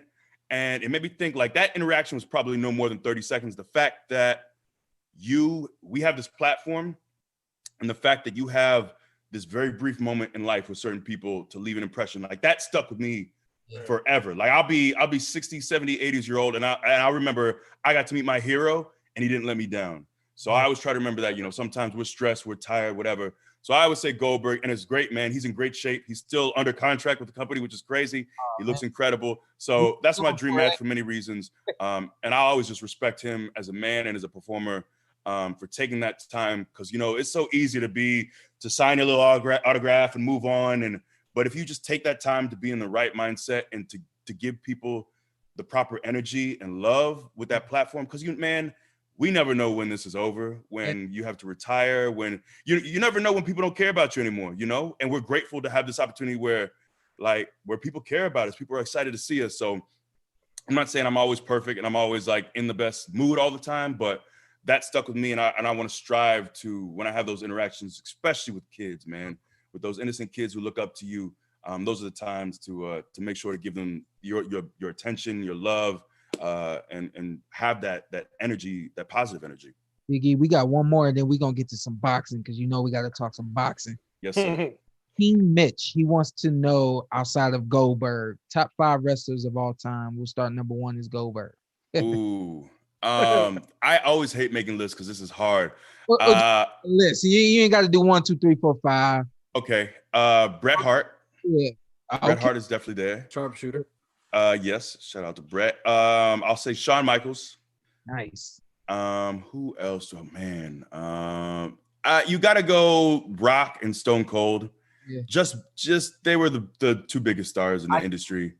Icons. Yeah, and these are lazy because these are obvious names, but and also Cena. You know, I get he's more of a contemporary, but to do what he did for so long, week in, week out, and we did the house. Things are different now with the pandemic, but the house show grind used to mean you're doing 5 shows a week every single week, and he was doing that every single week.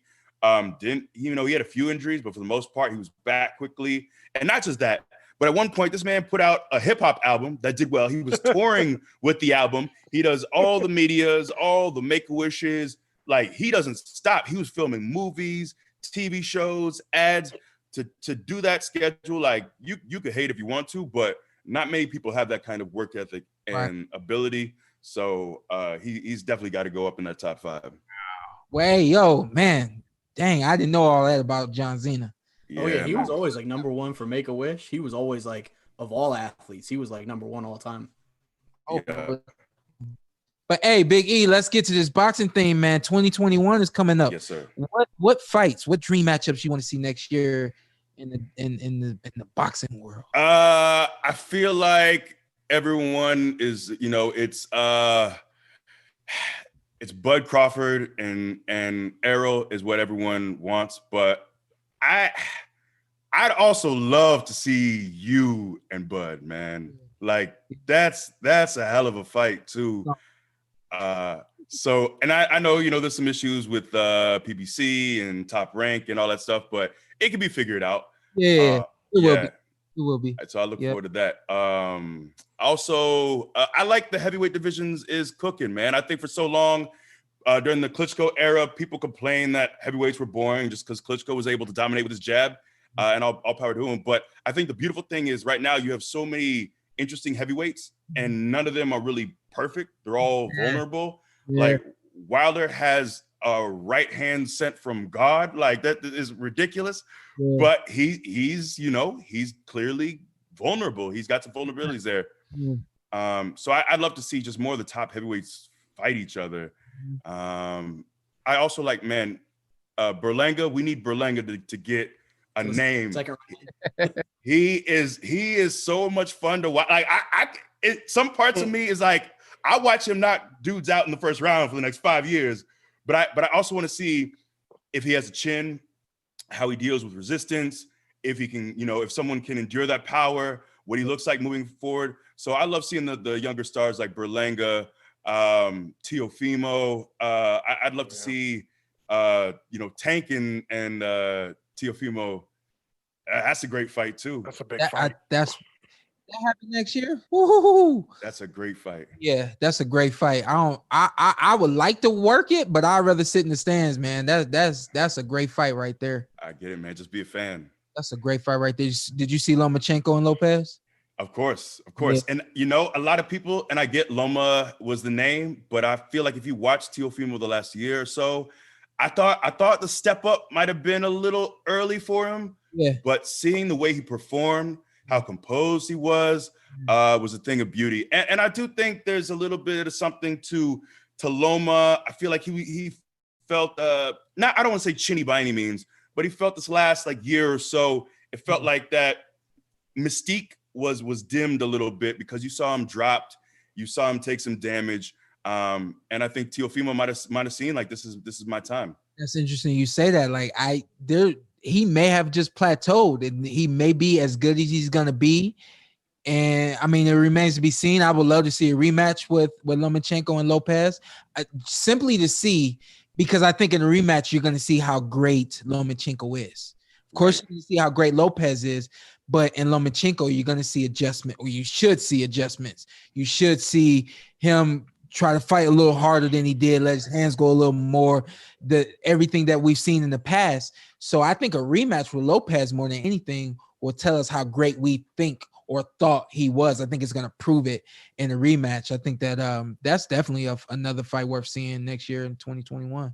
Agreed. And I think the fight was close enough that it would warrant a rematch. You know, I thought Teofimo clearly won the fight, but I like you said, I'd love to see what kind of adjustments are made by Loma and his team, and to see, like you said, is this the beginning of the decline? Because he doesn't have a ton of pro fights, but he was also, you know, in the amateurs for a very long time, and I'm intrigued to see, you know, that like you said, that rematch is incredible. Yeah, I agree. Y'all got something for Biggie?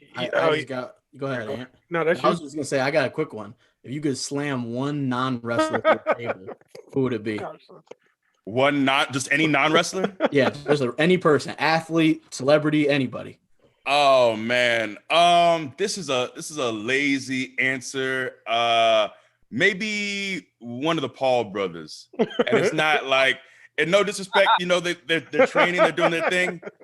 As a boxing fan, I say, like, the exhibition stuff, I get it, man. It draws, it's bringing in eyes, but I want to see the best fighters in the world fight the best fighters in the world. I don't want to see YouTube stars. I don't want to see KSI. Like that to me that's not why I watch boxing. And I get it. I get it's entertainment. So I'm not going to knock anyone who plops down their money and wants to see it. Because the sad part is when you see guys who are world champion caliber and they can't draw nearly the same buzz or eyes as a YouTuber.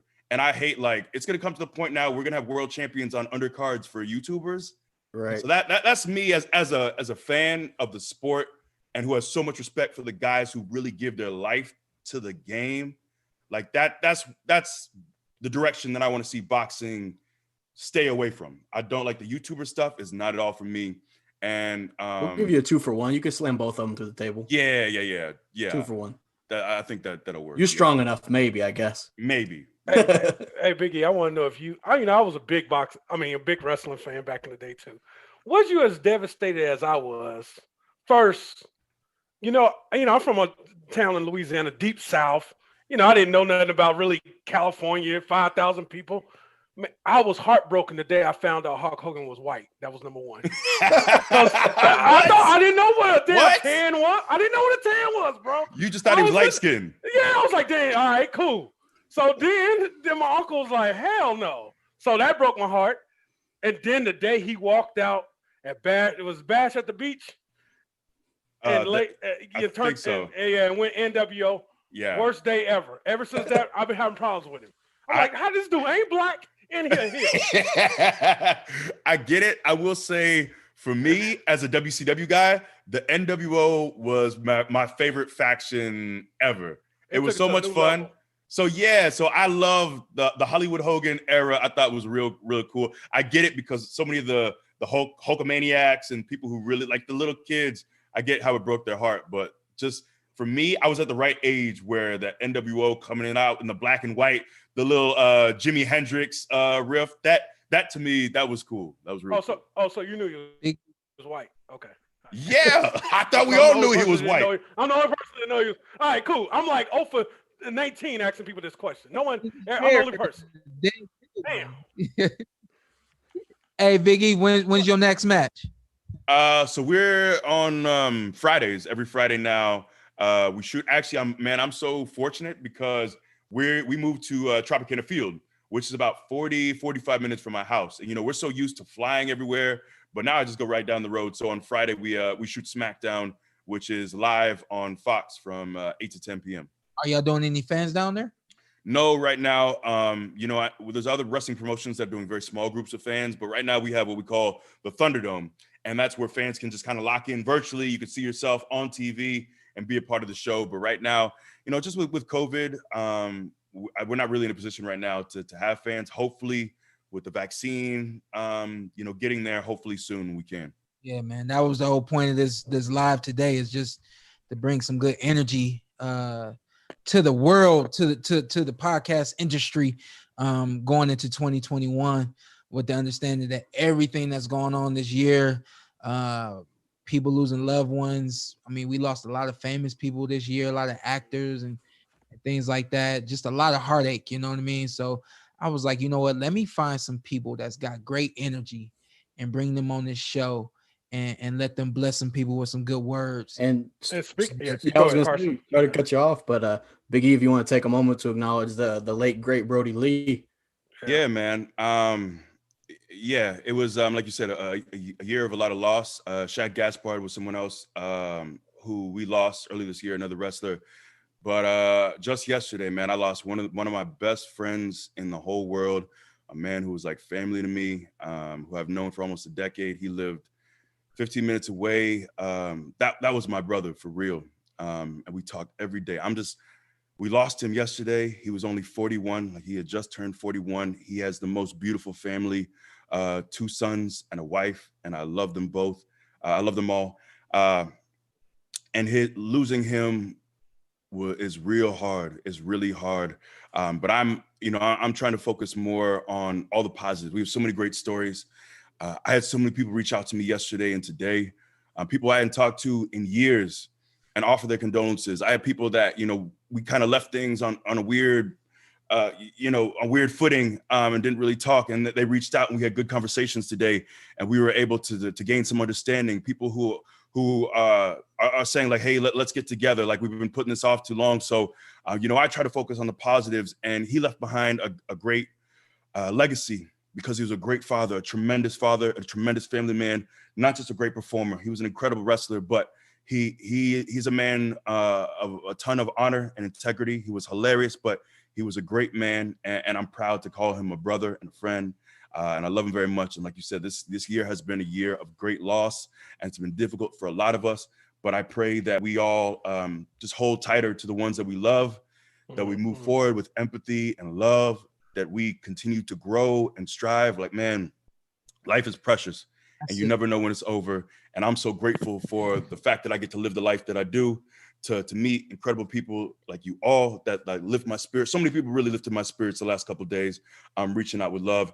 And man, I genuinely, like, I feel that message more and more as I get older, and especially this year, is that we have a lot to be grateful for. Even though things are difficult, we have so much to be grateful for, and you never know when it's going to be over. Yeah. So I want to say, Brody, John Huber, I love you very much. I miss you dearly and deeply, and just all the love to his family. Absolutely, no doubt. We appreciate you still coming on today, man. We had no clue you were dealing with all that. Carson had just brought me up on the recent loss, but with all that going on, man, the strength that we see that you have on the outside, we see them big ass muscles, man. We can't ignore them. I'm annoyed by them most of the time. I get it. But that smile on your face and everything that's on the inside, you're very strong on the inside, especially to come on here right now. We appreciate you, man, and we will keep you up. I'm gonna be praying for you, praying for the family of the that just lost their dad, man. It's very hard to hear, and I'm just gonna do the best I can to send great energy down there to that Tampa Bay area for you, and I'll be talking to you, man. We'll keep in touch a little bit more than we have in the past. Well, I thank you, man. That means a lot, and honestly, you've been a man that you've really inspired me, because you're a man of just great integrity and principles. The way you just took me in fight week when you had so much going on. And you also gave me an incredible memory. I'll never forget being a part of that, man. That means so much, sincerely. Honestly, that's what happened. When I found out how big of a boxing fan you were and had never been to a match, I was like, I said, oh, no, I know that's your shirt. We got to give it to Big E. I know he's supposed to be. You're going to give it to Big E. I wanted you, not because you're Big E, but because you had never experienced it. Yeah. You could have been, you were a stranger. And if I had found out that I could have got you everything that you had done that weekend or whatever, I would have given it to anybody, because they had never experienced it before. Carson and Ant both know that it's something special that happens in the back rooms, not just the Porter back room, but just a lot of those back rooms in general. And so I appreciated you being a part of it. And I honestly, man, I was like, I want to give him as much as he could get, and I want him to have a great time, man. I don't know if you can do it, but is it possible for you to do that? I didn't hear it. Don't lie. The intro that you did for me, can you do that? And then I'm gonna just cut you off after that, and that'll be your goodbye. I didn't hear it. I want to hear it. If not, whatever, and we'll get it another time. Well, let me see. I know sometimes we do our podcast. Sometimes if I'm too loud, it'll blow out the the levels will be too high. I'll turn you down. Damn. But let me know. Let me know. Let me Yeah, turn you down too. I could do it anytime. You know that. Okay. Go ahead. You ready? I'm ready. Oh, Staples Center!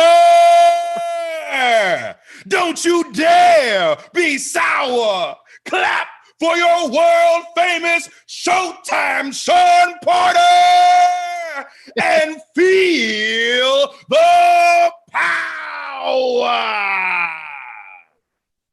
Hey, hey, that was tight. That's how you do it.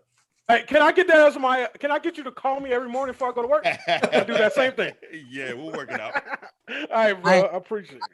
Real man, I did hear that. I didn't realize I did hear it. I heard. Man, get the hell out of here. Nothing wrong with hearing it again. No, definitely not. Oh, Hey, man. I'll talk to you later, man. God bless you. All right. I appreciate it. Same Hey, to you. take God it bless easy, you all. man. Appreciate you. Stay blessed. That's what I'm talking about. That was another good one. Sounds like I got a new podcast on the way. Hey, we good critics on ourselves. Those two good ones. Hey, I did hear it. I didn't know. I didn't realize that I heard Idiot. it. But You're an idiot. When did you realize you heard it? What part? when he started. Son, an idiot. And we just asked him this before the show. Yeah, that's unbelievable. Yeah, I genuinely did not realize that I heard it, but I did hear it. Shout out, got another super chat in the YouTube going. Oh yeah, let's shout out the shout out to Theo. I know he's a Wale fan, and I know Wale is a huge wrestling fan, and the fact that he just kept going, it was like when you're asking somebody questions and they're giving you every answer you want. Yeah, that was Big E. He was like, "Oh yeah," and this I was like, "Oh, same thing." Yeah. Seinfeld, same thing. Yeah. Yeah, we're probably gonna have a new podcast on the way. You ever watch something you oh, that's how you Yeah, I was just like, he's like, oh. it was. Carson, we got any questions? Yeah, as far as questions, we got through a lot of the, like I said, a lot of Bud questions, which is fair, but that'll happen. Some of them were, I know you've not been able to answer these before. I'm not positive you can now, but some general ones like toughest opponent, hardest puncher, stuff like that. Toughest opponent. I think answering this, I think a lot of people are gonna say I'm hating, but I think that Keith Thurman was a tougher opponent for me than Errol Spence Jr. They both caught me with tremendous shots throughout the fight, but both of them caught me with one tremendous shot. I don't remember what round it was that Keith caught me. It was a lot earlier than that 11th round punch that Errol Spence caught me with. With Keith, it might have been maybe around 7 or 8, something like 7 was the first one that came to mind. But I wasn't sure. I was able to recover quickly, and I mean, it was the exact same feeling. It was like just the snap of a finger, you're gone, and the snap of the finger, you're back. And I remember with Keith, he caught me with the shot, and I saw him, and I grabbed him, and then I mean, I'm basically grabbing him. I don't think he realized that he hurt me. And I'm looking for the ref. Once the ref comes in, by then, like, I'm recovered, which is why I can't, that argument that we had got into about Kell Brook not, I'll do that again. Not offering any resistance. Yeah. There's Crawford. When I've gone through it and I understand it, but with that being said, Errol Spence caught me with a very similar punch, but it was a later in the fight. And I think later in the fight, I just wasn't quite as strong as I could have been. And I mean, it was the same snap of the finger, you're gone, snap of the finger, you're back. And I remember realizing that I was strong, but not strong I was strong at the very last moment. And the only thing I could do without putting my butt on the canvas was put my hand down on the canvas. And I remember, man, as soon as I touched my hand on the canvas, I was like, shit. That kind of diffused me for a little bit, deflated me for a little bit. But when you ask who's the hardest puncher, they both caught me with very similar shots, and they both had the same type of effect. The only difference is one caught me a little later, and I think that it was more it was more noticeable. It was just, I wasn't quite as strong at that point. With Errol Spence. Somebody was asking if you've ever sparred with Bud. Is there any? I don't think you have, but is there any fighters that you've sparred with that might be interesting to people that maybe they don't know that you sparred with? If you want to say, I've never sparred with Bud. I think a lot of people would be surprised to hear if they don't even already know that I sparred with David Benavidez. I think I was about 5 weeks out of the fight, 5 weeks away from the fight with Errol Spence at that time. Think people may or may not know that I spar with Tio Lopez. I mean, I saw it back then when we sparred. I just saw he had it. And the thing that I saw the most, which is what I knew would for me was kind of the separation between him becoming a champion and not in this fight with Lomachenko, was I could tell that internally he had this grit in this fight that you gotta have, that you have to have that I don't take no for an answer type of mindset and type of heart. And that's what Lopez has. No secret that I've been in the ring also with Devin Haney. Those guys, I was in the ring with those guys when they were younger. Both those guys might have been like, well, no, even Devin was even younger than that. Devin, when I sparred with Devin for the first time, he might have been 15. And we sparred a couple of times before my fight with, I think it was before my fight with Devin Alexander, actually. And then with Tio, we sparred, I believe, just before I fought Keith Thurman, but I could be wrong about that. But those guys were younger when we were in the ring. Old school fighter, Kelly Pavlik, not really old school, but he's old school. We need to get him on here, by the way. Yeah, you're right. We talked about that one time. I need to reach out to him. I sparred with Kelly. Did camp with Kelly before, back home, Youngstown, and also in Akron. Of course, at the Olympic Training Center, you sparring with guys like Boo Boo Andrade, who was supposed to get on the show today. I'm gonna cuss him out later. It's all good. Who else? I spar with a lot of people, And another question was, there was multiple times, you've mentioned it moving up to 54 before. Is that something is that kind of just a thing you mentioned, or is that feasible? Like, you would actually move up to 54, and who are guys you would consider fighting at 54? Two more guys I want to mention real quick that I sparred with were the Anthony and Andre Darrell, the Darrell brothers. I've gotten in the ring with them too. I remember when I was sparring Andre, this was when I was going for the Olympic Games, and he, to me, and he still is, but to me back then, he was the it of it. Like now, the way it played out, Andre Ward is the it guy. But in my mind, I mean, I grew up watching Dre, and Dre's about 4 or 5 years older than me. So it was like every step he was taking, everything he was doing, it was like I was always trying to pick it up. I remember we went out to Flint to spar with him, and I'm being honest, I didn't want to get in the ring with him because everything I saw on TV and everything that I saw in real life, I was like, he too fast, he too strong. This is not going to be good, And of course, he carried me. I was younger. He carried me and helped me and all that kind of stuff. But it definitely, those are two guys that have always been close to my heart in the boxing game. As far as moving up to 154 right now, it's in the back of my mind. It's something I have realistically thought about, but it is something in the back of my mind. I was actually able to be in the presence of the Boo Boo Shawn sparring. Great sparring. Yeah, that's all I'm going to say. I ain't going to get nothing out. Great sparring. Were we at 50s? 50 Cent. Yep, 50 Cent's Jim. Yeah, great sparring. That might have been the last time we've been in the ring together. Yeah, I think so. I know of. Boo Boo is the guy. Yeah, I'm gonna do this anyway. I'm gonna do this anyway, even though he didn't get on. But Boo Boo, I know everything about Boo Boo, but I wanted to write it down anyway. Y'all may not know this, and I may be wrong, but Andre Ward, upon retiring, had not lost a fight since he was about 11 years old. 10 or 11 years old. Yeah, sounds about right. He did it all. Yeah, I was going to say, I can't dispute that. Yeah, he did it all as an amateur, Olympic gold medalist in Sydney, and then goes on to do basically everything you can do as far as being a professional fighter.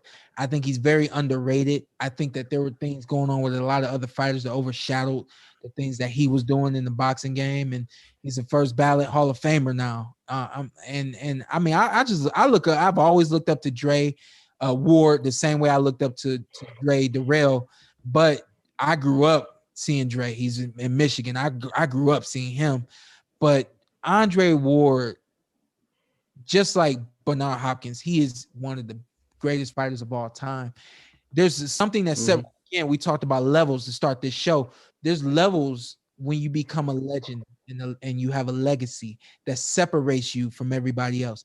It's not the fact that he has not lost a fight since he was 11 years old that makes him so legendary. It's how he did it. I'll tell you guys a quick story. I was talking to someone, and my dad, long time ago. This was long ago, before I was even pro. My dad was talking about how Dre never did any international competitions, and my dad didn't really know why he didn't do any international competitions. He just said Ward doesn't go do international fights. Maybe he's scared. We don't know. He doesn't do it. Have a conversation with the late great Hasim Richardson, dear friend of mine as well. Another legend. And we're talking, and he's telling me, he says, man, that kid, Andre Ward, is unbelievable. I said, yeah, man. I mean, he says, no. He says, at 10, 11 years old, when I would see him at national tournaments, all the other kids, they over there running around, all that kind of stuff. Dre want to come sit down next to me and get in the grown folks conversation and have a conversation. He said, and on top of that, had the nerve to want to speak. He says, that's a no-no.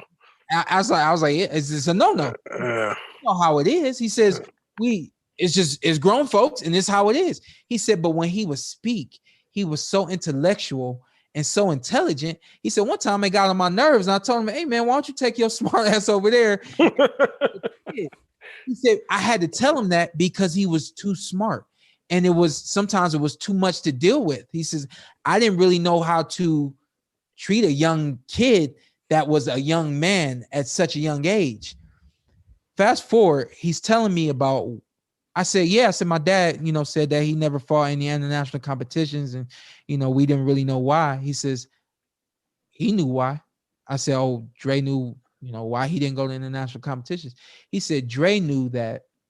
He says, he comes to me, and I'm talking as Naseem. He says, he comes to me one day and he says, everybody's giving me crap for not going to any international competitions. They're telling me that I'm scared, and they telling me that I don't want to fight against the international guys because I'm scared.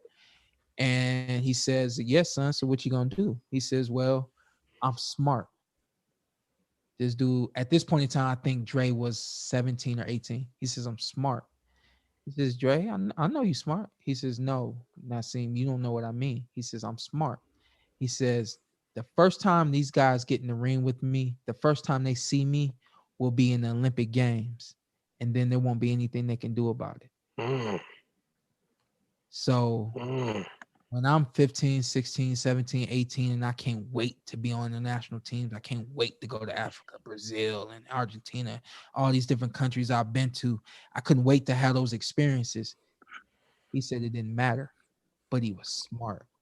He knew the only one that mattered was the Olympic game. He's pretty much Morpheus. Yeah. He shows up there and he wins. People knew him at that point in time when he was on the Olympic game, on the Olympic team. He had won national tournaments over here in the United States. The other guys, they only heard about him. They only saw some film on him, but they never touched gloves with him. They never saw his rhythm and his speed and his tempo until it was too late. Now, you a guy like that, we're talking about levels. We talked about Bernard Hopkins, and we know everything that he's done. We know the things he's been through. And we know fighting until you're 46 years old is just unheard of. And he did it. But then you have another guy that just flips the script and shows how great he is, but he's just great in a different way. And you see levels right there. You know what I mean? So when we talk about a guy in Demetrius Andrade, no secret, great friend of mine. No secret, I consider him a cousin, if not a brother. There's no secret, that's my dude. I'm going to go to bat for him any time of the day. I don't care who getting in the ring with him. I had this conversation with Tiki. She says, well, what if what if Boo Boo and Caleb Plant fight? I said, I'm gonna just keep my mouth shut, man. I can't fight right there, and that's both those guys are my guys. I said, if we're being realistic, I got Boo Boo's my guy, so I'm gonna be quiet. But in the back of my mind, I'm gonna be rooting for my boy Boo Boo.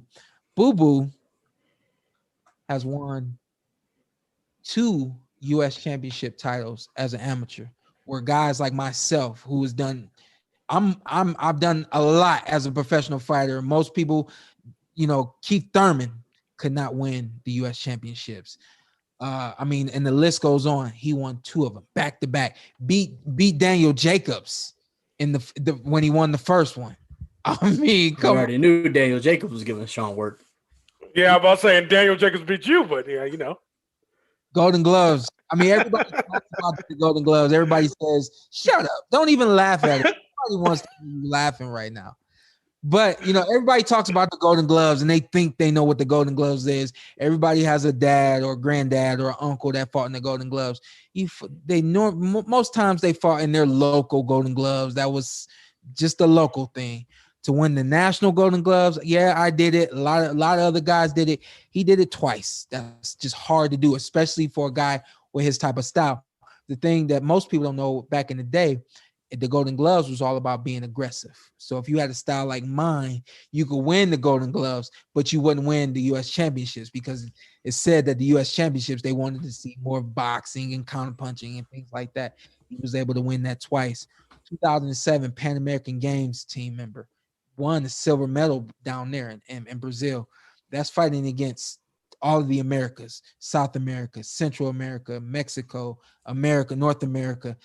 All those countries you bring together, and it's 9 times out of 10 more than the Cubans left with probably 7 or 8 out of 11 medals. You know what I mean? He won a silver medal down there doing that. The 2007 World Championships. That's the world. Craig. We're talking. Everybody talks. I'm an idiot. World, Craig. Everybody talks about Lomachenko and everything that he did as an amateur. He won 2 World Championship gold medals.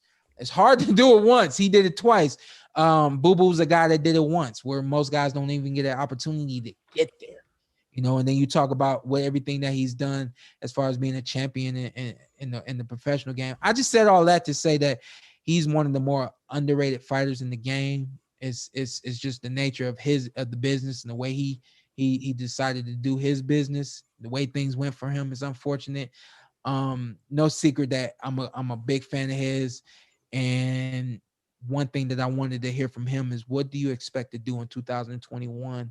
Because now is the time that you have to start leaving your mark. I need to see him in the ring against one of the Charlo brothers. I need to see him in the ring against Canelo. I need to see him in the ring against Caleb Plant, David Benavidez. What about the one that they've mentioned most and that seems to be trending that way is Billy Joe Saunders. Billy Joe, I think fight for him next year. Yeah, both of them. I think Boo Boo beats him pretty comfortably. I think Billy Joe is great, but not. He's borderline good, great. Boo Boo is great, if that makes sense. Who do you think the best fight for Boo Boo is, as far as Canelo? The money's clearly the best. But what do you think style wise would be the best for him of those guys at 60? Even at 68? Yeah, I was gonna say, I was just kind of moving it to 60. I think there's a lot more competition at 68. I like the Charlo fight for him at 160. That's stylistically even is a really for trash talk. Yeah. And but moving up to the 168 division, I think that Benavidez will be a great fight for him. As a fighter who, outside of beating himself, has never been beat. And in a fight that I think stylistically would make a lot of sense for both fighters, and a fight that will give him the shine and recognition that he needs. Yeah, I think go ahead, Ant. Because of the business of boxing, I think the Charlo's fight is just tough to make still, just to be as a boxing. And the Canelo fight, even the Plant fight. But a fight that I think is possibly could work and the build-up will be crazy. Boo Boo versus Tony Harrison. I think they both will push for the fight. So Harrison up at 60. The build up for that, he'll go to 60. I'll say he go to 60. Will Boo Boo go to 154? Nah, I don't think he go that low. But I think the build up to that fight will be worth it. I'm here for 100%. I would watch the press conferences. And maybe that could lead into a Charlo fight because boxing, certain moves you got to make. And let's get him a Charlo fight. We've been on here 2 hours. I wanted to kind of cap it at 2. We're gonna go just a little while longer. We got our last guest coming up in here. We ain't got nothing to do. Let's go. Hey, all right then. We got Omar the Great. Omar the Great. Yeah. Like Alexander the Great? No, what the heck? I'll be right back. Did he just say he'll be right back? What in the hell? Yeah, hey, I'm doing something right now. Omar the Great, what's going on, boss? And you got me wipe off my screen. Look like I'm blurry. Got some of that Thanksgiving prime rib, that Christmas prime rib juice on it. No. You guys want me to get headphones? You want me to go get headphones, or do I sound okay? Good.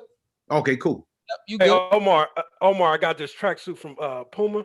I'm 6'4". Get you one. You're 6'6". Is that right? It make you get your height, huh? Yeah, man. They fit. So I'm just gonna go. It's a problem, man. People sleep. Big man problems are real. Nobody makes sleeves the right size ever. I don't know. Ever. I don't know how the hell you fit in that car at 8 Mile. I didn't. That was the joke. You got to make do with what you got. Oh man. For anybody that don't know, Omar Miller, excellent actor in my opinion. I think underrated actor in my opinion. I think kind of overlooked at this point. Even with the new show that you got going on, The Unicorn on CBS, I think that's a very good show, man. It's a great show for you. I think you shined on Ballers. I think Ballers more than anything, you really got an opportunity to shine. I think some other movies and shows that you've been on have kind of been overlooked, but I really like The Unicorn, man. I like seeing you in.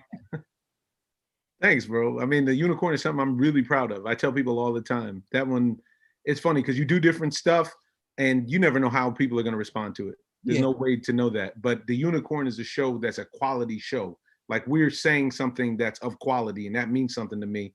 I could get more light. I could be farther down the road in my career if I was willing to do some stuff that I'm personally not down with, but that's just not who I am. So I'll take it as the Lord doles it out. I'll be all right. Yeah, I get it. And that's what I like about the show is because I know you. It's almost like I get to see, the side of you that I know on the show. You know what I mean? That's what you're going for as an actor. You're trying to portray honest authenticity in an imagined scenario. And for me, all of the characters that I play, I got to draw from something real. This one is a lot easier to draw from something real based on the family structure, based on who the guy is and what he cares about, So I appreciate the plug, man. We're on our way up with The Unicorn. I really enjoy it. Yeah. I actually saw, I bet you, Shawn, we haven't talked about this, but I think I saw Omar in something even before you. I'm a big West Wing fan. That's Omar. That's OG Omar. I didn't watch Orlando Kettles. Yeah. I did one episode. You know what's the tip, though? Is that's where I met Dulé Hill, and then we ended up working together for years on Ballers. Oh, man. And Dulé Hill is one of my favorites as well. Psych and West Wing. Yeah, he's a great actor. Yeah. Man, you could have seen him live on stage. Last year, he did a show live on stage about Nat King Cole, and it was incredible. It was incredible. He's a really talented guy, man. There's a lot of talent out there that, just like in sports or in any field, there's a lot of talent, and there's so many different levers in society that have to get pulled for the talent to meet the project or the spotlight that then makes everything erupt, Hey, Omar, come on, man. I hope you don't disappoint me. I'm asking you this question. Man, you're 6'6", man. I'm 6'4". Yeah. You tell me you play football. Tell me you play football, man. On the West Wing, you did. No. Forget all that acting stuff. He's a great actor. No. You better have some pads in that house or a helmet somewhere. Let me tell you something. I got recruited to play football since I came out the womb. Because before I busted my leg up, I was a giant that could move and really move. But because of that, this is interesting, I actually ran away from football. I got offered scholarships. I got offered, I got a crazy story for you. I went to school at San Jose State, right? Yeah. And one night I was out on my brother's fake ID at a club dancing. I'm dancing. I took this girl out, and this dude in a 49ers jacket is eyeing me. We're on the dance floor. Me and the young lady, we gay, boom, we're out there getting it, blah, blah, blah. I see the dude in the 49ers jacket in the corner like this. Wow. I'm like, okay. What? Hey, baby, yeah. Blah, blah. But for an hour, my man is on me. Eventually, he comes over to me. He goes, hey, kid, how much you go? About 310, 320? I was like, yes, something like that. I said, at the time I was 21 years old. I hadn't been on a scale, didn't matter. I was like, I don't know, something like that. All right, look, kid, it's too late this year, but I can guarantee you I get you on the practice squad for next year for the 49ers. You see these? Brings up his hand. He's blinged out. He's got all of the 49er championship rings. Oh, man. I later became friends with Vernon Davis when Vernon was on the 49ers and found out that the dude was a player personnel scout. And he came up to me in the middle of a date and told me he liked how I moved and he could see my footwork. And he had a practice squad contract for me as long as I was disciplined and was able to show up. Damn, those are some dance moves, man. I was like, what? I was getting it. Okay. Big ass robot. He saw the airwalk. He was like, he's the one. He was getting it, huh? He was getting it. Okay. I was out there skating, boy. And so big man can move. And so that's the closest I ever got to actually, lacing up the pads.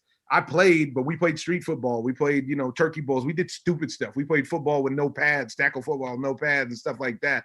But I was a baseball player. I played baseball and I played basketball. And I wish I would have never picked up a basketball because that's what busted up my body. I might as well play football. Hey, I got two questions for you, and then I wanna get to the fans' questions and also get to a little bit of boxing before we let you go. But I want to shout out the Express. You did the Express, the Ernie Davis story, and I'm just shouting that out because that's Cleveland right there, man. That's the Browns, and that's where my heart is, especially right now. What a tough loss.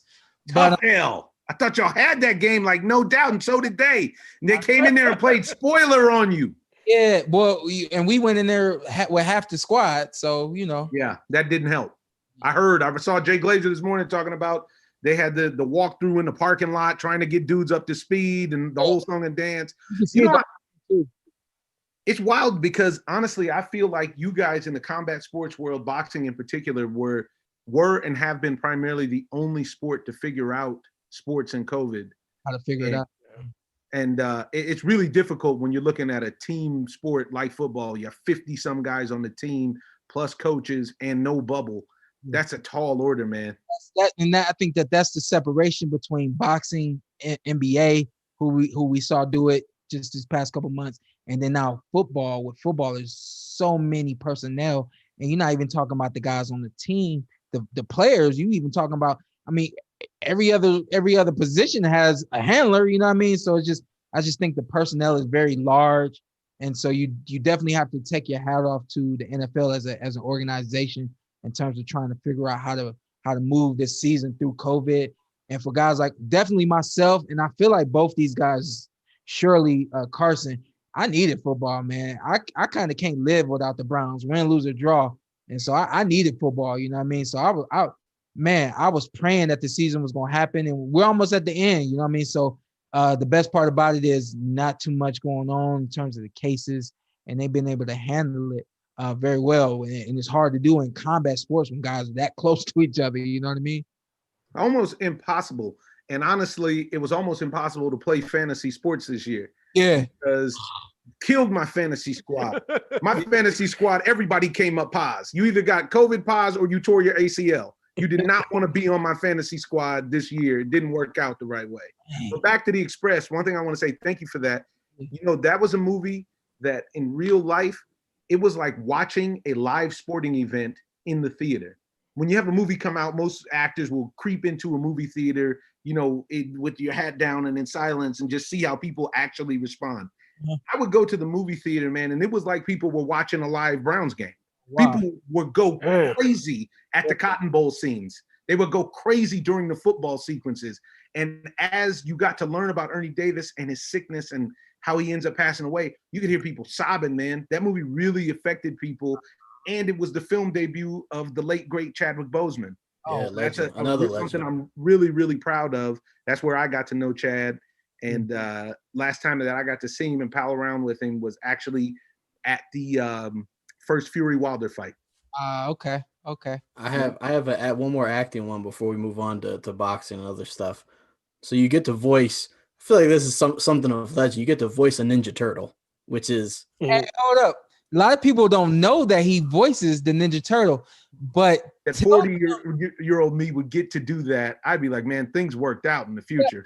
Carson, hopefully I'm not stepping on you, but tell them how you like actually, because you told my dad the story about trying to get the voiceover work and how hard it is. Hey, tell that real quick.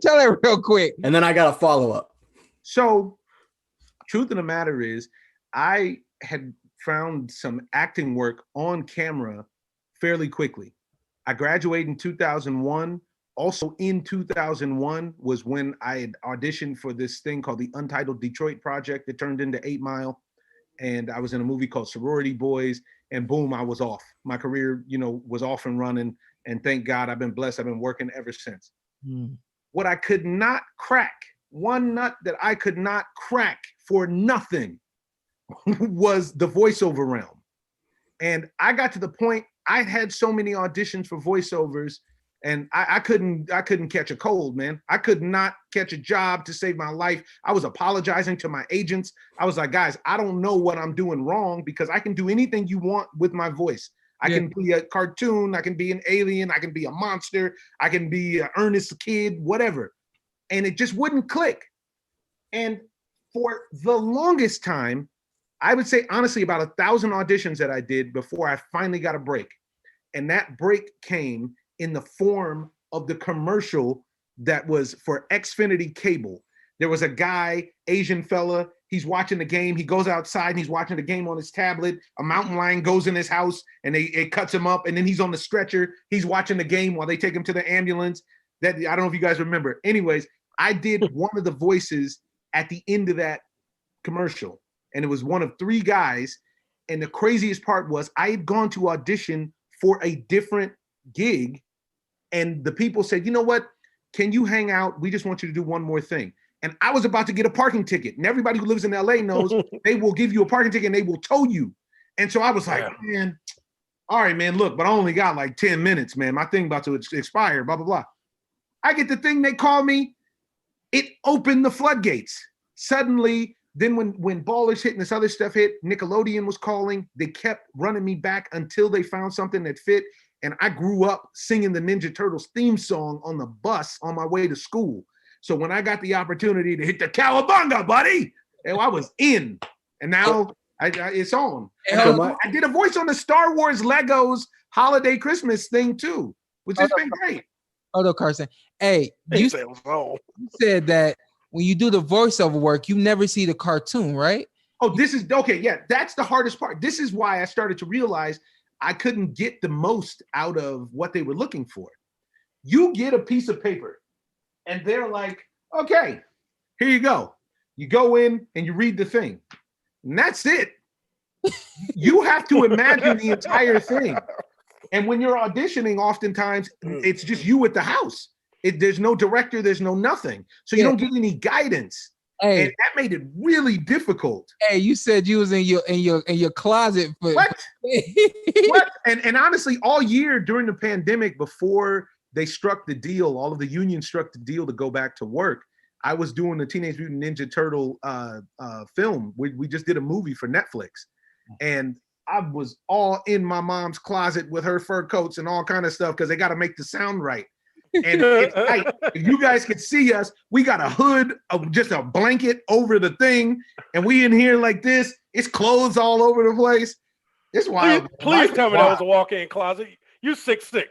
Please tell me that was a walk-in closet. Yes, for sure. Okay. So my question is, your voice in Raphael, was that your Ninja Turtle growing up? Because everyone had their own favorite one.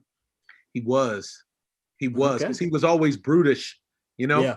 And I always appreciated his aggression. And back then, I was always the kid that was bigger than everybody. So I had to learn early to control my aggression because of the physical size advantage that I had and the danger that poses.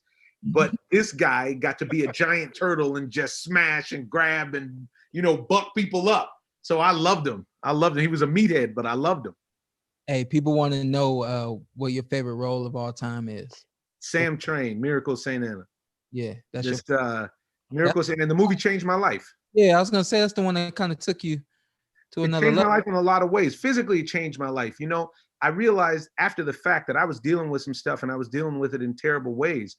Like my parents had gotten divorced when I was leaving to go to college, and I gained a bunch of weight and I stopped playing sports.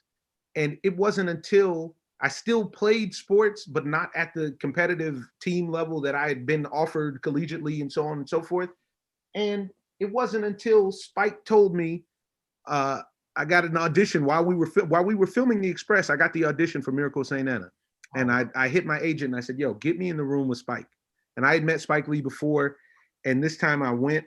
I did the audition. He was like, "Big man is mobile. I like it." I got to tell you the truth. You're great for the role. Your weight got me nervous, baby. Gotta lose the weight. I was like, look, bet, don't worry about it. I'll lose the weight. And I lost 60 pounds over 2 months. Wow. It was the movie, in that sense, the movie directly changed my life. It changed my quality of life by kind of kickstarting in my mind to get back on it. Very good. Then it availed me and exposed me to the worldwide audience because we shot the film in Italy, the Bahamas, New York, Louisiana. And after that, we had premieres in all of those places. That movie took me to the Middle East. It took me to Europe. I met the Italian president. I was it was crazy, man. I mean, I was the ambassador for the film. And with that, it opened my eyes to so many different opportunities. So that, I would say that's my favorite. That's smooth. That's smooth right there. I like that. Old school. He wants to know who's your favorite fighter. All time? Yeah. All time, I'm probably going with honestly, somebody that I watched that was my favorite fighter. Yeah. Was Marvin Hagler. Yeah, I knew he was gonna say Marvin. Without question. Somebody whose tape that I watched that made me his favorite, because I always aspired to get another project where I would have to lose weight and play him in a movie, was Joe Louis. Oh wow. But see that. As far as somebody I saw with my own eyes, I've never seen anybody like Marvin Hagler. He's an animal. I've never seen somebody who was always prepared to fight. Always. And however you want it, he's got it for you for 15. You want a slug? He can bang. You want technical work? He's got that. You want to switch southpaw? Hey, I'm there too. Whatever you want, Marvin Hagler is there for you. And the way that he walked away from the sport after he got cheated with Sugar Ray Leonard, I actually found admirable. Because he lost that fight in wanting to beat up Sugar Ray so bad. He made all those concessions, which then in turn actually hurt the sport of boxing. Mm-hmm. This is when they made the fights go from 15 to 12 rounds, which I don't think that in itself hurts the sport because it's better for people's health. But I don't think the fight should be even number of rounds. That's when Sugar Ray started all this A-side, B-side nonsense of trying to steal rounds with the first 10 seconds and the last 10 seconds of the round. The giant ring so that you can run and hide the whole fight and you don't actually have to fight. All that pity-pat nonsense. None of that. If you look before that fight, none of that really existed. And Marvin Hagler, man, just as a fighter, me watching and somebody who I was like, wow, this guy looks like a mean person. You met him? He's not. I never met him. Oh, man. I really want to meet him. I've met him a couple of times, man. He's the guy. Marvelous. The first time I met him, I remember, I'm sure you've met somebody that you really admired and you were just like, I'm so glad he's exactly like. Oh, it's the best. Yeah. It's the best when they don't disappoint you. Yeah. So I met him at a dinner.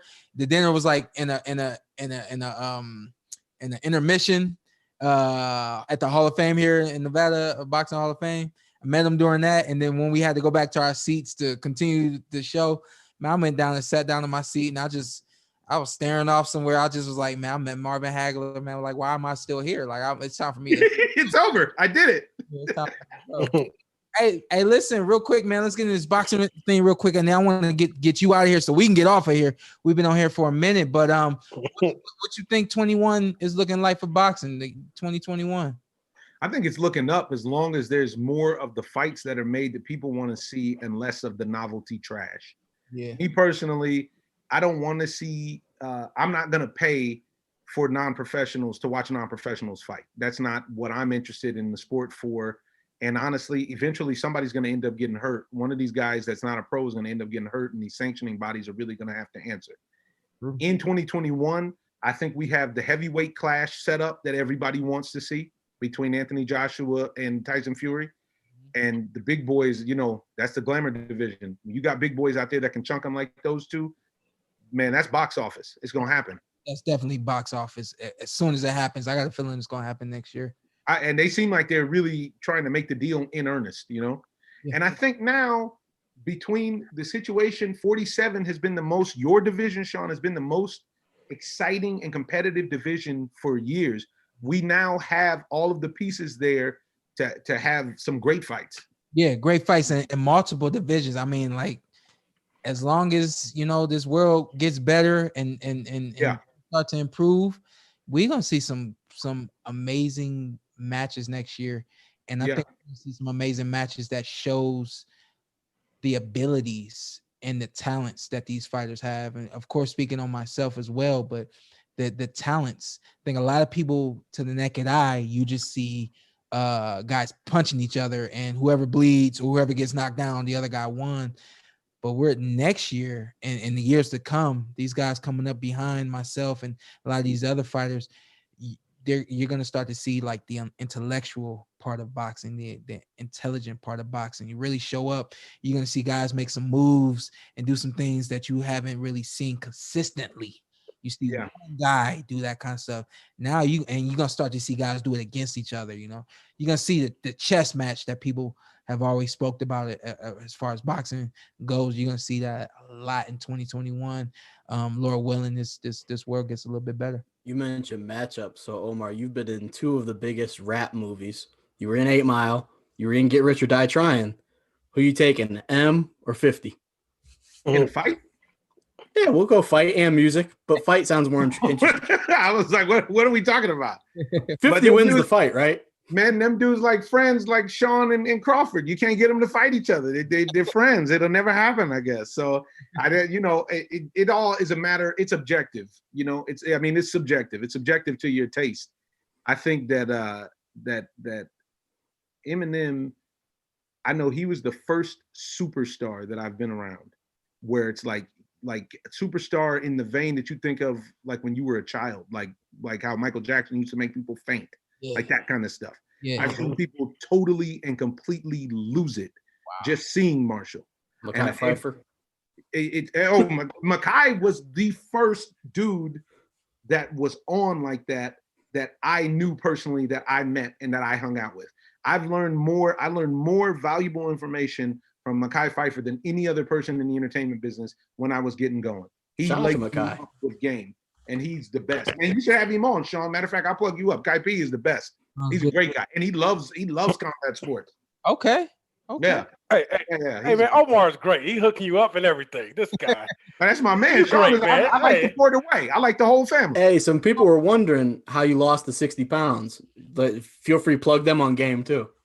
There was no tricks and no secrets. It was diet and exercise. I lifted weights. I was on a regimen where I was lifting weights about 3 to 4 times a week. And I did a lot of incline walking and completely eliminated sugar.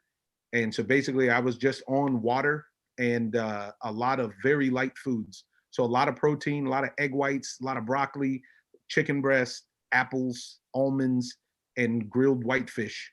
It was a very simple diet, but it took an extreme amount of discipline to summons up to stay the course. And once I got the ball rolling, that weight started to just fall off. It just started to peel off. Oh. The hard part was staying the course before you started to see the pounds drop off. Yeah. I was under a time constraint, which for somebody like me actually works the best. I do well with deadlines. Okay. So I was under a time constraint, and literally every 7 days, I had to go weigh in. There was an office that I had to go to and weigh in and they would report and call Spike Lee on the video chat to make sure that I wasn't messing around, because the production hinged upon me going from 360 pounds to 285, 290 pounds. Wow. Hey, I would have told them do the right thing and lie about my weight. Unfortunately, the camera don't lie. Damn. you can't trick it. Hey, you know they say we age like wine out here, man. What you think you can get down? What role you can play? You can play a 25-year-old? Oh, no question. Again, it's all about the weight. I got all this water in my face right now. I got some chub and some water in my face. If I'd lost another 15 pounds, I'd get down to 25, 30 years old. Hey, I saw it like this. I was like, yeah, that is water right there. If you just pull it down, you pull it. Well, I'm looking at him like, yeah. He's trying to smush it. You would know. I'm telling you. Once you do it. I was drinking water today. You know what's interesting though on the real, and you know, obviously the more larger glamorous projects you hear about it, like when your man lost all of Joaquin Phoenix lost all that weight for the Joker, or when Daniel Day-Lewis transforms his body, or like Christian Bale, and you know that one part, yeah. So you hear it. I just heard that Viola Davis gained a bunch of weight for this Ma Rainey's Black Bottom and then lost it for her next action film. Wow. You only hear about it there, but there's a lot of pro moves that you use. For example, the character that I'm playing right now on the Unicorn is supposed to look a certain way. He's supposed to be a somewhat worn down 40-something dad of 4 that is Joe every day. So for me, one of the things that I do when we're filming is I'll put on 10 to 15 pounds and wear my hair out. So then once we wrap, and we wrap for, you guys will see, once we wrap at the end of January, we're just on a break right now, but once we actually wrap at the end of January, I'll take that weight off and I walk around, you know, babyface. So there's a lot of small little tricks of the trade that you have to learn, you know, to make this thing happen on the highest levels. Yo, man, we gonna get up out of here, man. We've been on here since 4 o'clock this afternoon.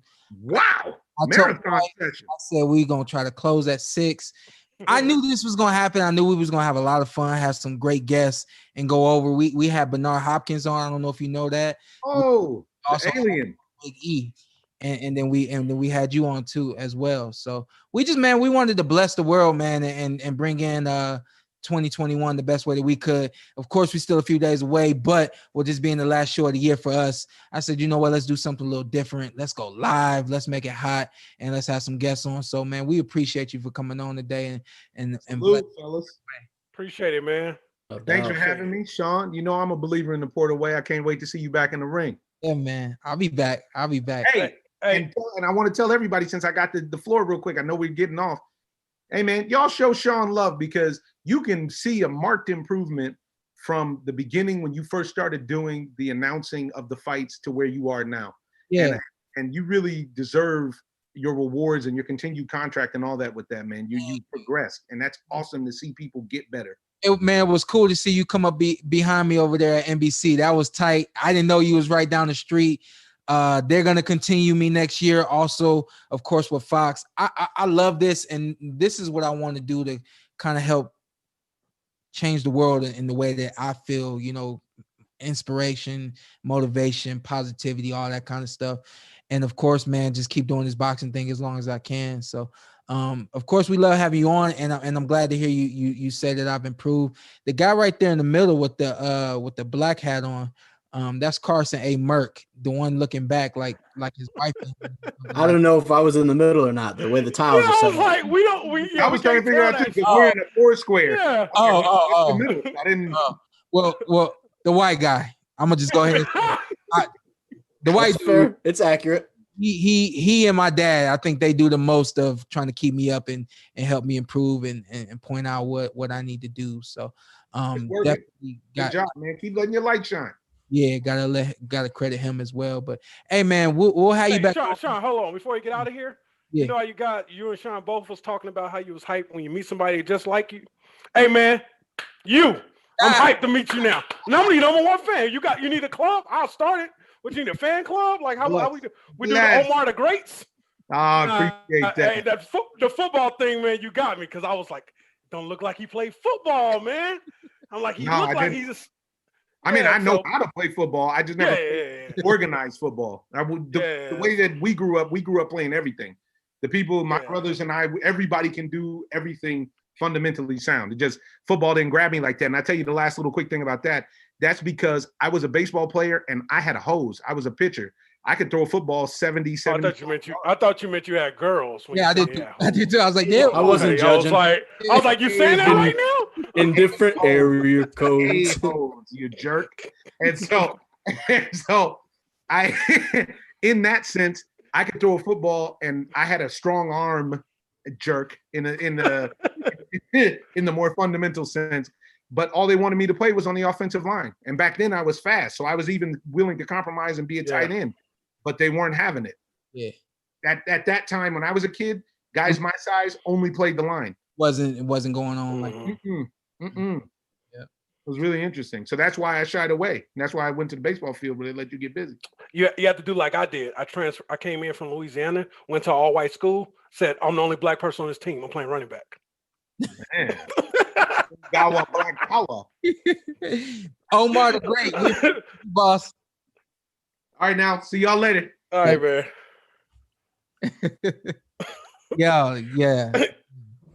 Yo, this was a night. It's a celebration tonight. Carson, we should have wore a suit, man. No, we definitely shouldn't have. Oh, damn. Especially how long we've been sitting here. If we were gonna do a short show, maybe I'd throw one on.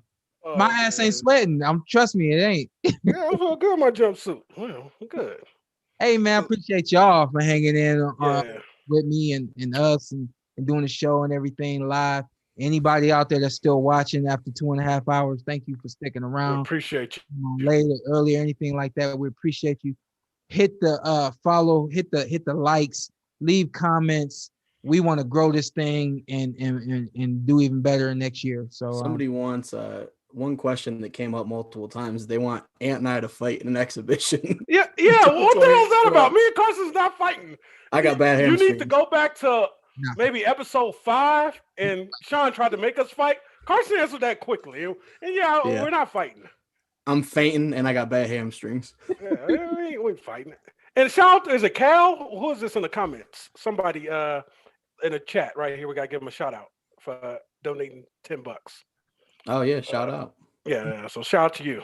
I'm probably supposed to be the one to shout him out, but it works. Yeah, my bad, man. Anybody that we you see that we didn't get to, we're gonna try to do some things and answer a lot of the questions that weren't answered tonight, just due to the guest and the time constraints and my long-winded self and all that kind of stuff. So we will get to y'all, man.